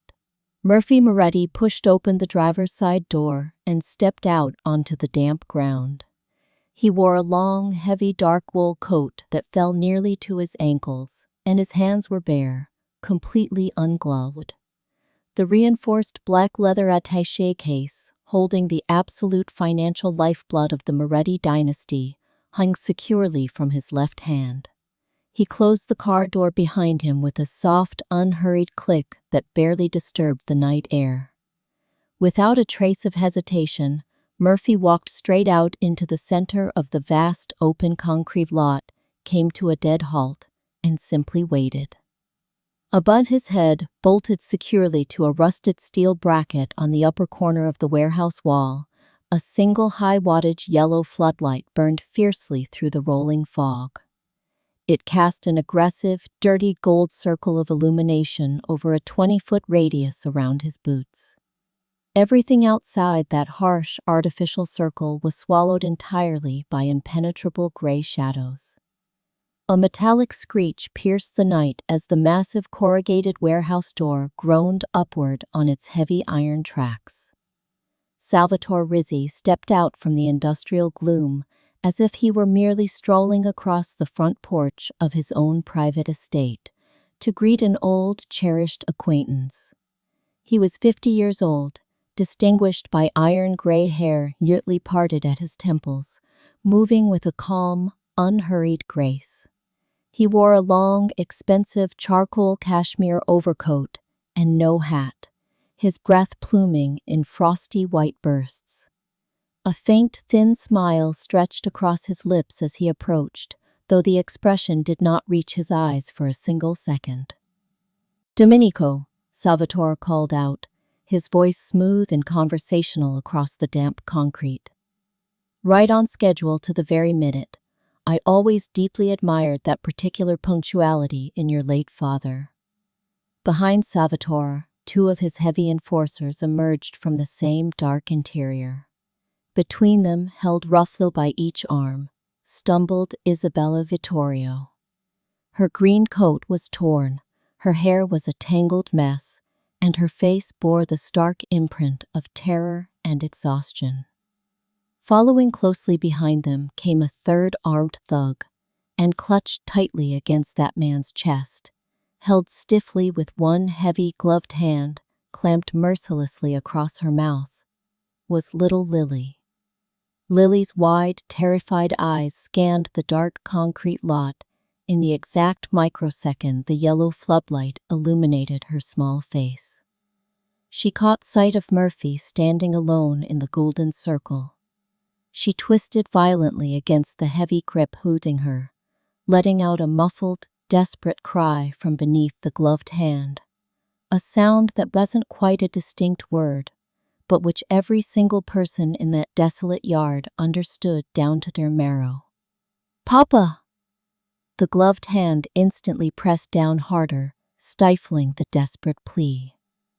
Murphy Moretti did not twitch a single muscle in his face. His cold, obsidian eyes never wavered from Salvatore's predatory gaze. "That is close enough, Moretti," Salvatore instructed gently, raising a palm. "Drop the case right there on the wet concrete between us." Murphy bent his knees slowly, deliberately, and set the heavy black leather attaché case down onto the wet stones. He straightened up immediately, holding his empty hands slightly away from his sides to show he was unarmed. "It is all right there," Murphy stated, his voice completely level. "Every single deed, union book, and property title. Let them go right now." Salvatore locked eyes with Murphy for a long, calculating moment. Then he made a sharp, dismissive flick of his fingers. One of his enforcers stepped forward, scooped up the heavy leather case, and carried it back to his boss. Salvatore dropped down onto one knee, right there on the damp concrete, a theatrical display of false courtesy he owed to no man, and snapped open the dual brass latches of the case. He flipped back the lid, exposing the thick stacks of legal documentation. With gloved fingers, he turned 3 of the historical portfolios face up. He pressed the pad of his thumb against the crimson wax seal of the original Union ledger book to verify its authenticity. A slow, triumphant grin spread across Salvatore's face. He nodded once, entirely satisfied. He clicked the case shut, stood back up to his full height, and fixed his eyes directly on Murphy. "I must confess, Domenico," Salvatore murmured, his tone dripping with venomous amusement. "I was never, under any circumstances, going to let you walk out of these docks alive tonight." In one fluid, lightning-fast motion, Salvatore's right hand whipped out from the deep pocket of his charcoal overcoat. Clutched tightly in his fist was a short, black-barreled, semi-automatic pistol. The metallic barrel swung upward with terrifying speed, coming to a dead stop aimed squarely at the center of Murphy's chest. Salvatore's index finger began very slowly, deliberately, to apply pressure against the sensitive trigger. The frozen night air split wide open with a deafening cacophony of violence. The sounds did not come from a single weapon. They erupted almost simultaneously from 3 entirely distinct tactical points, hidden deep within the shadows behind the warehouse. They sounded like thick oak branches, snapping violently under immense pressure in a frozen forest. The heavy enforcer, standing on Isabella's right side, dropped instantly, without emitting a single sound, his knees buckling as he crashed face first onto the concrete. The thug standing on her left staggered backward exactly one clumsy step, clutched at his bleeding shoulder, and folded into the dirt. The third man, holding little Lily, jerked backward violently as a high-velocity round tore through his upper arm. His heavy, gloved hand instantly lost its grip, releasing Lily from his suffocating grasp. In a flash of pure liberation, the little girl tumbled forward onto the wet stones, suddenly loose and free within the yellow circle of light. Salvatore Rizzi's head whipped around in sheer disbelief toward the dark, shadowed corner of the warehouse where the lethal precision had originated. From the left, emerging rapidly from behind a stack of weathered wooden pallets, Enzo Rossi advanced with his weapon drawn and locked. From the right, slipping out from the deep concealment of a rusted industrial skip, Bruno moved with deadly intent. And from directly behind the warehouse itself, Marco charged forward at a low, breakneck sprint, his sidearm raised and tracking targets with merciless efficiency. There were no dramatic warnings shouted into the night air.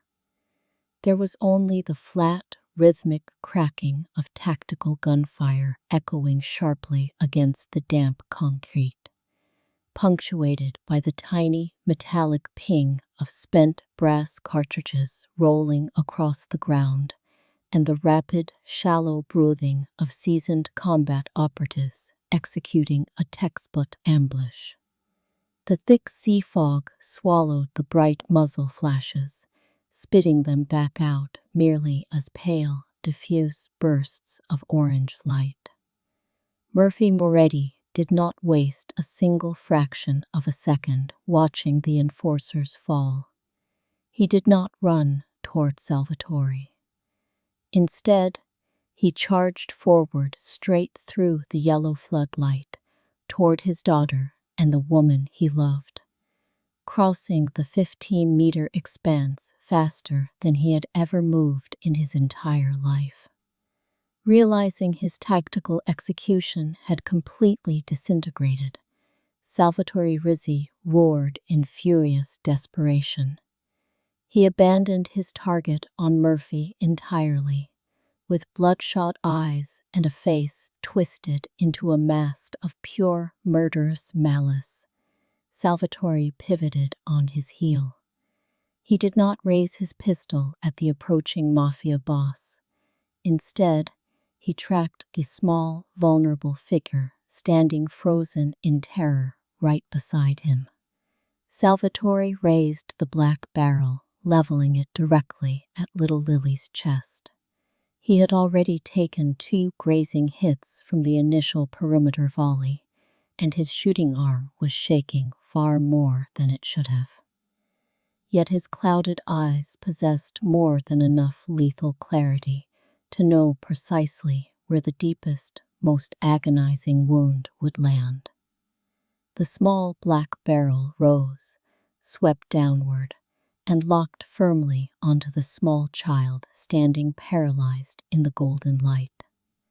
Isabella Vittorio saw the lethal trajectory a split second before anyone else on that bloody concrete lot. She didn't calculate the physics. She didn't hesitate to weigh her own survival against the odds. She was still half kneeling on the damp ground where her captor had trapped her. With an explosive surge of adrenaline and desperate maternal instinct, she launched herself upward off the pavement. She threw her entire body forward in a flying, reckless dive, inserting her flesh and bone squarely between the pointed barrel of the gun and the terrified child. The gunshot went off. It wasn't a massive, echoing explosion. It was a dull, almost pathetic thud, the sickening sound a human body makes when it is intercepted mid-stride by a foreign object it can neither argue with nor deflect. Isabella folded sharply at the waist, her breath evacuating her lungs in a violent rush. Behind Salvatore, framed against the dark corner of the warehouse, Enzo Rossi did not miss his window. 2 consecutive rounds, devastatingly precise, fired with the cold mechanics of a man who had practiced execution in the dark 1,000 times. Both bullets struck dead center. Salvatore Rizzi dropped instantly beside the leather attaché case he had spent the evening trying to steal, and he did not twitch another muscle. The gunfire evaporated as quickly as it had begun, swallowed entirely by the creeping Atlantic fog. The yellow floodlight continued its low, rhythmic electrical hum on its rusted mounting bracket. Out on the dark, swelling harbor water, the distant foghorn sounded one final time before plunging the night into a profound, suffocating stillness. There was only the high-pitched hysterical crying of little Lily echoing across the yard, and the wet, shallow, agonizingly uneven breathing of Isabella Vittorio, rising faintly from the blood-stained concrete. Murphy reached them in a fraction of a heartbeat. He dropped violently to his knees, sliding across the damp stones, and scooped Isabella up into his arms. Her weight felt impossibly fragile, light as dry leaves against his chest.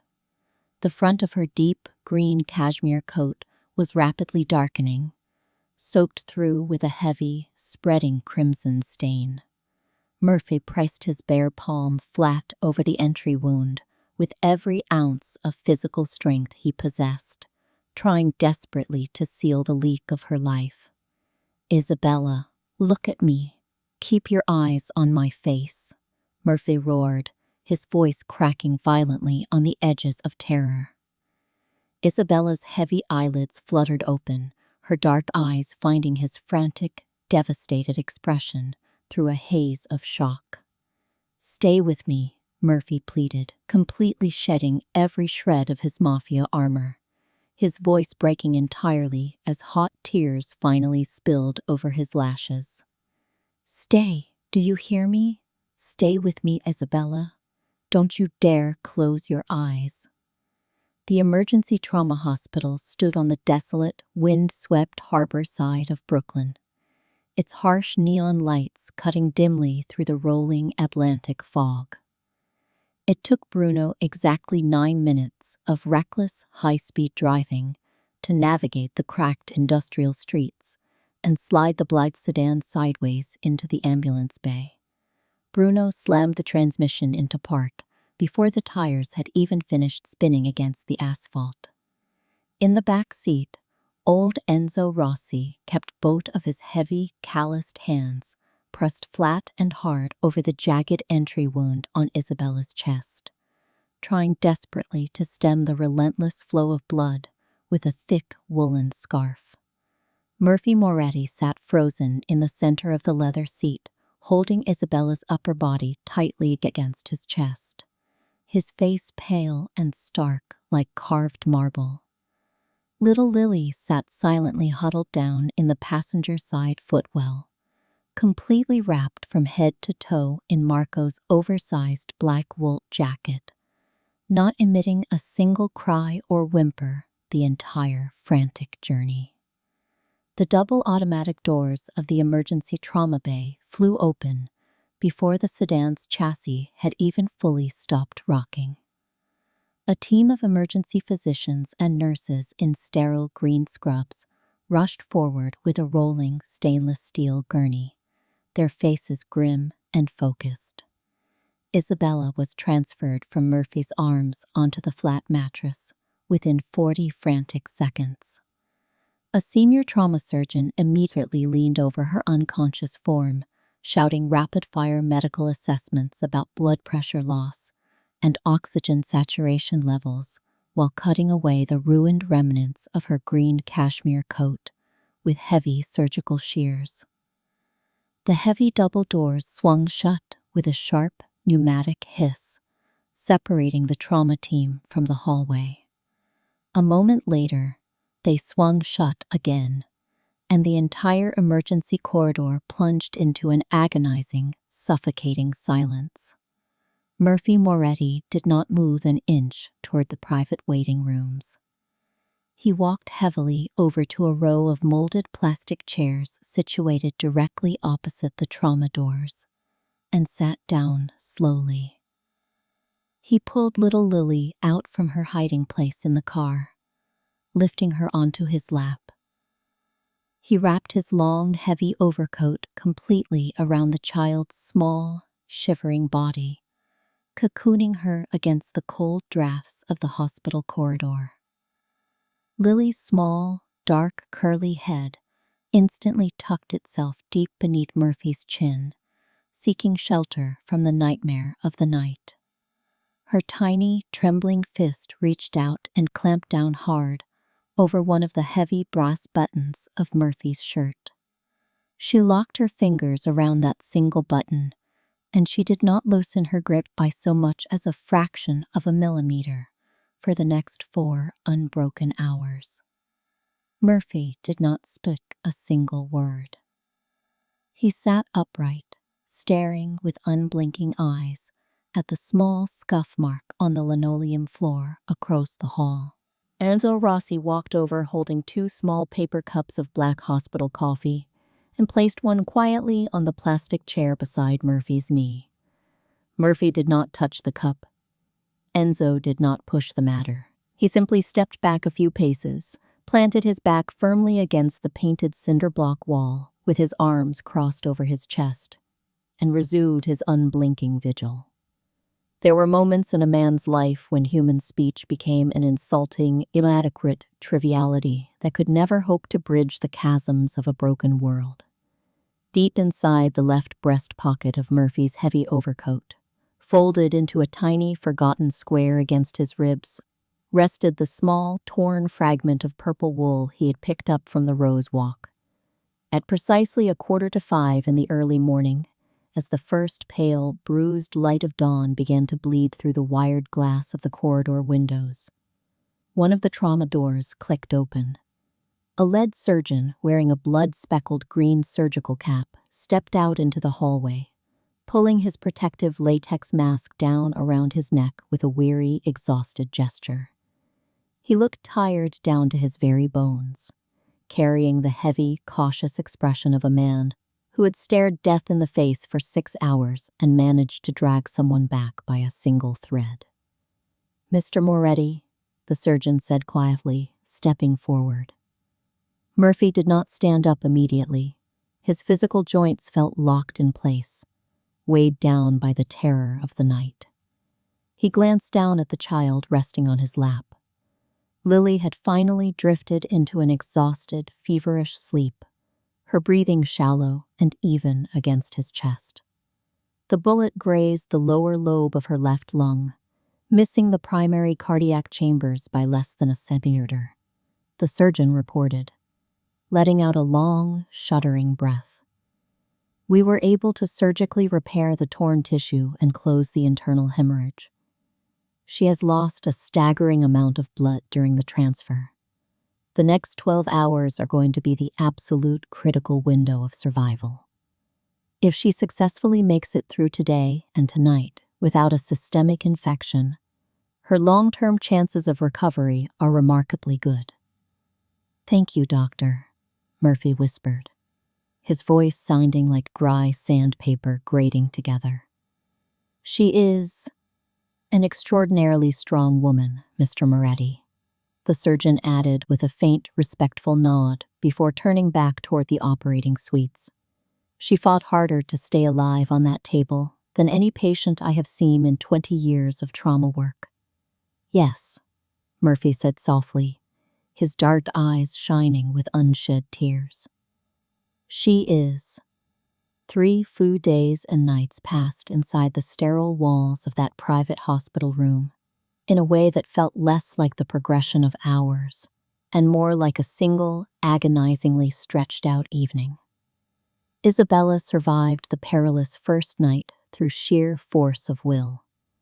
She weathered the dangerous fevers of the second day without a single regression.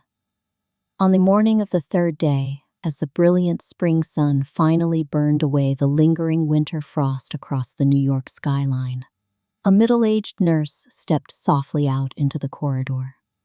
She smiled gently at Murphy and whispered 3 life-changing words. "She is awake.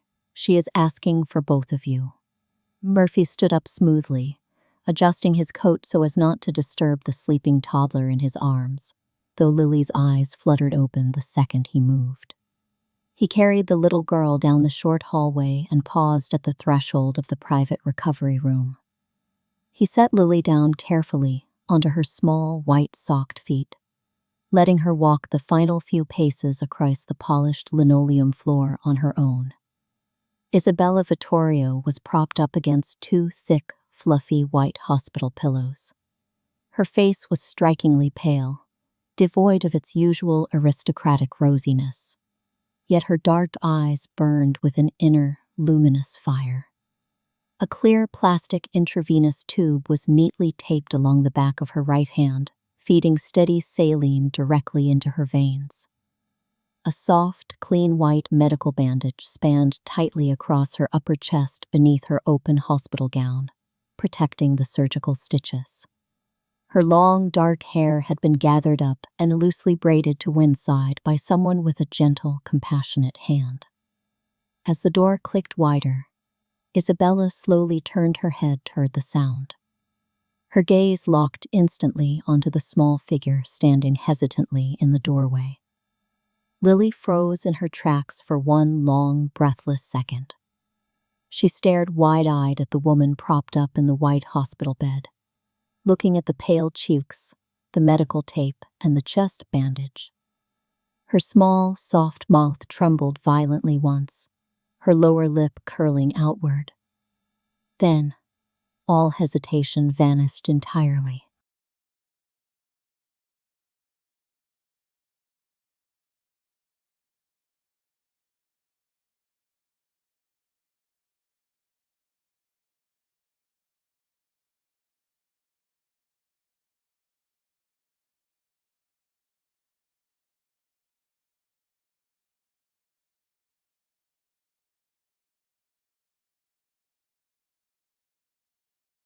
Lily burst into motion, running across the polished floor on her rapid little feet, scrambling awkwardly up onto the edge of the high hospital mattress.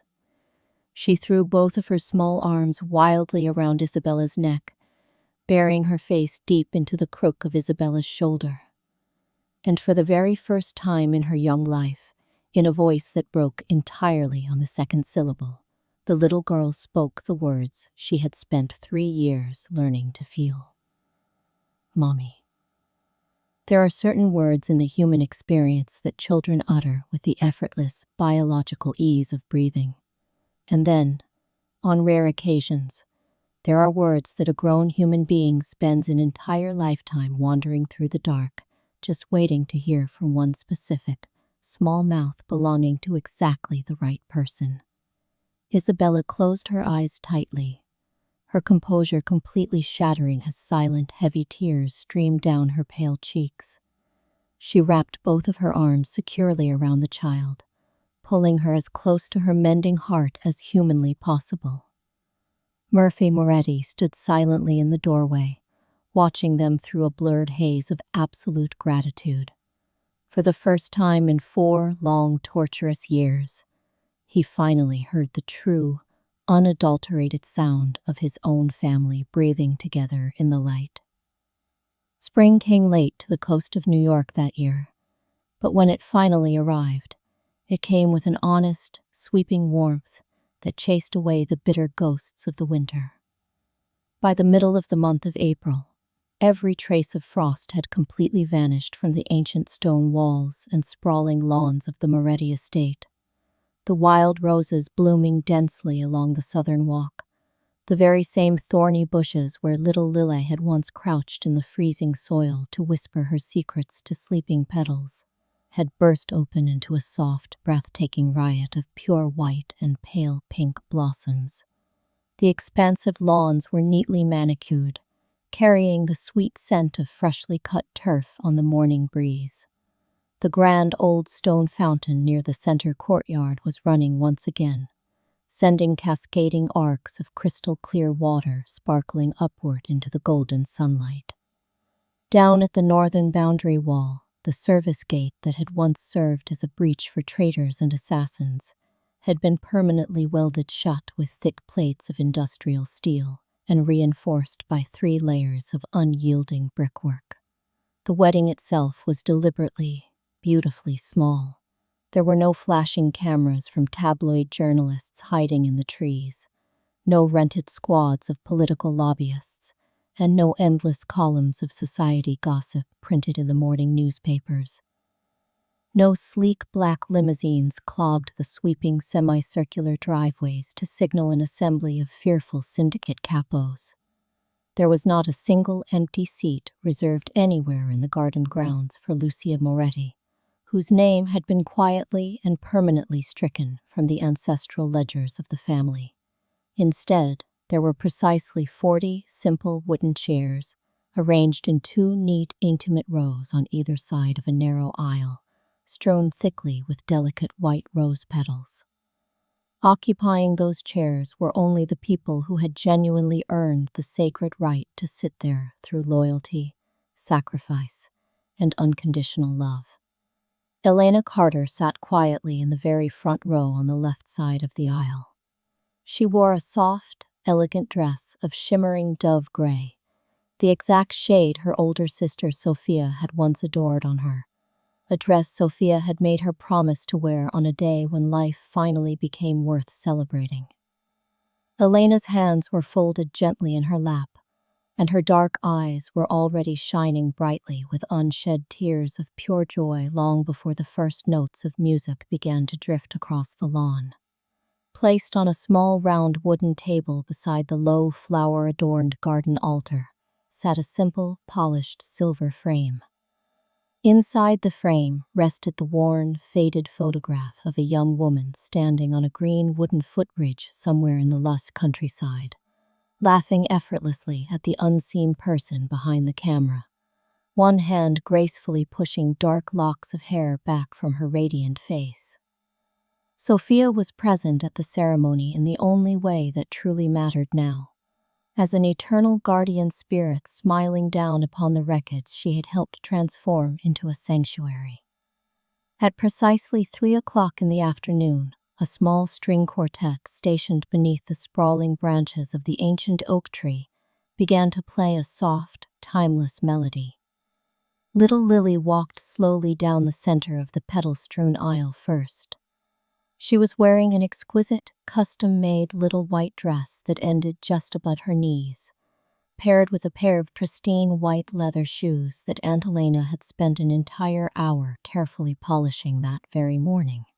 Resting securely around her neck, hanging gracefully against the soft collar of her white dress, was the thin silver chain holding the delicate silver-violet pendant that once belonged to her mother.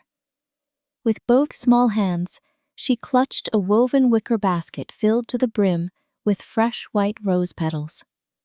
She was 3 years old, and she was trying with every fiber of her small being to maintain an air of extreme, professional solemnity regarding her critical duties as flower girl. Naturally, she was failing in the most adorable, heart-warming way imaginable. She scattered the white petals down the aisle in wildly uneven, generous handfuls, giggling quietly every time a stray petal caught an updraft and fluttered back up toward her nose. Reaching the base of the altar at last, she came to a complete stop. Instead of walking over to sit in the front row with Elena, she firmly planted her little white shoes right on the low stone step of the altar itself, standing in the exact geographical midpoint between the man waiting on one side and the woman approaching on the other, because her tiny heart instinctively knew that was where she belonged. Murphy Moretti stood waiting in a tailored dark suit that seemed miles away from his old armor of intimidation. He looked down at the little girl standing on the step, and then raised his dark, luminous eyes across the aisle to meet Isabella as she walked forward. Isabella Vittorio wore a simple, breathtaking gown of fluid ivory silk that moved like water around her ankles. The faint medical scar across her chest was completely hidden beneath the fabric, but the quiet strength radiating from her posture told the true story of her survival. Murphy could not trust his own voice to form a single, cohesive syllable for a full, unbroken second as she drew close. The wedding vows were spoken quietly, without pomp or theatrical grandstanding, carrying the simple weight of absolute truth. The platinum rings were exchanged beneath an open sky free of shadows. When Murphy finally leaned forward to lift Isabella's veil and press his lips softly to hers, little Lily did not wait for the kiss to conclude. She reached her small hands upward between them without looking, closing her tiny fingers securely around Isabella's open palm, weaving her fingers through the bride's and refusing to let go. Later that evening, as the intimate gathering transitioned indoors and the golden twilight bathed the grand entrance hall in warm hues, the three of them stood together for a quiet moment at the foot of the magnificent marble staircase.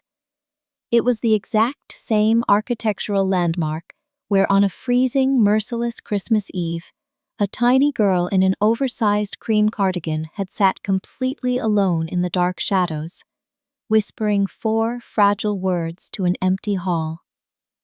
Tonight, that staircase was entirely unrecognizably transformed. It was flooded with radiant light from hundreds of hidden sconces. Fragrant white flowers were artfully wound around the polished wooden banisters, and the air was filled with the distant, joyful sound of family laughing together down the corridor.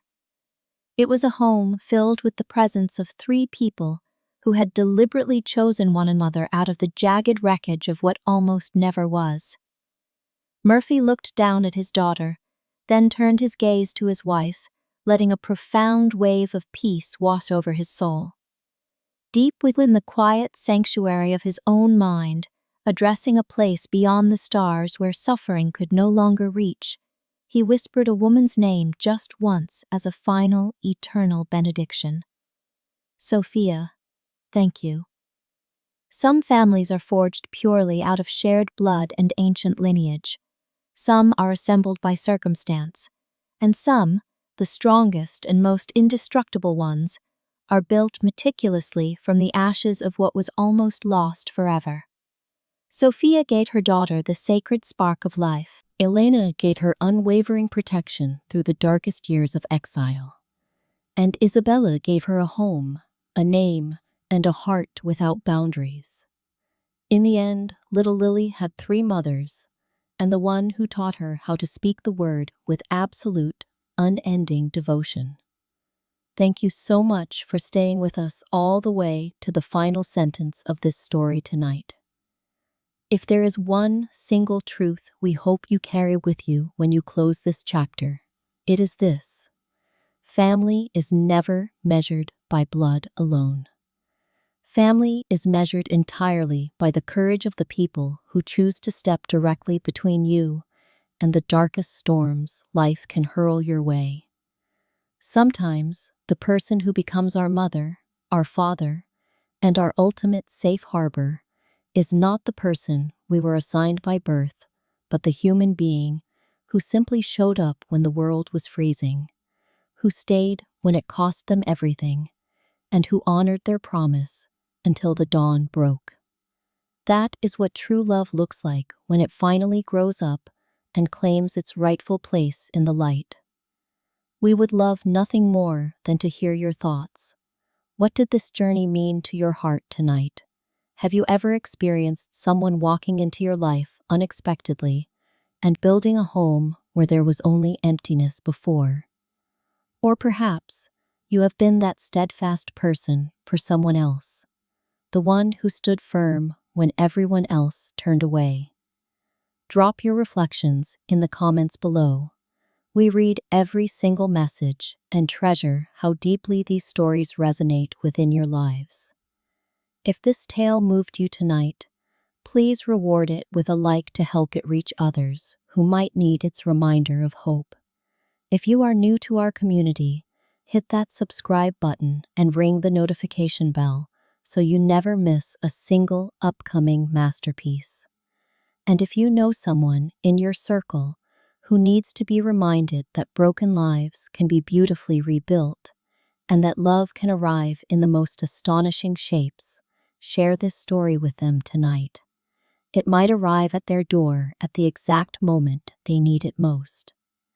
From all of us, we wish you enduring health, unshakable peace in your home, and quiet, persistent joy in the small, ordinary moments of your everyday life. Take exquisite care of the people who chose you, and always be the person who chooses someone else when the night grows cold. Thank you for being an indispensable part of our community. Goodbye for now, and we will see you very soon in the next adventure.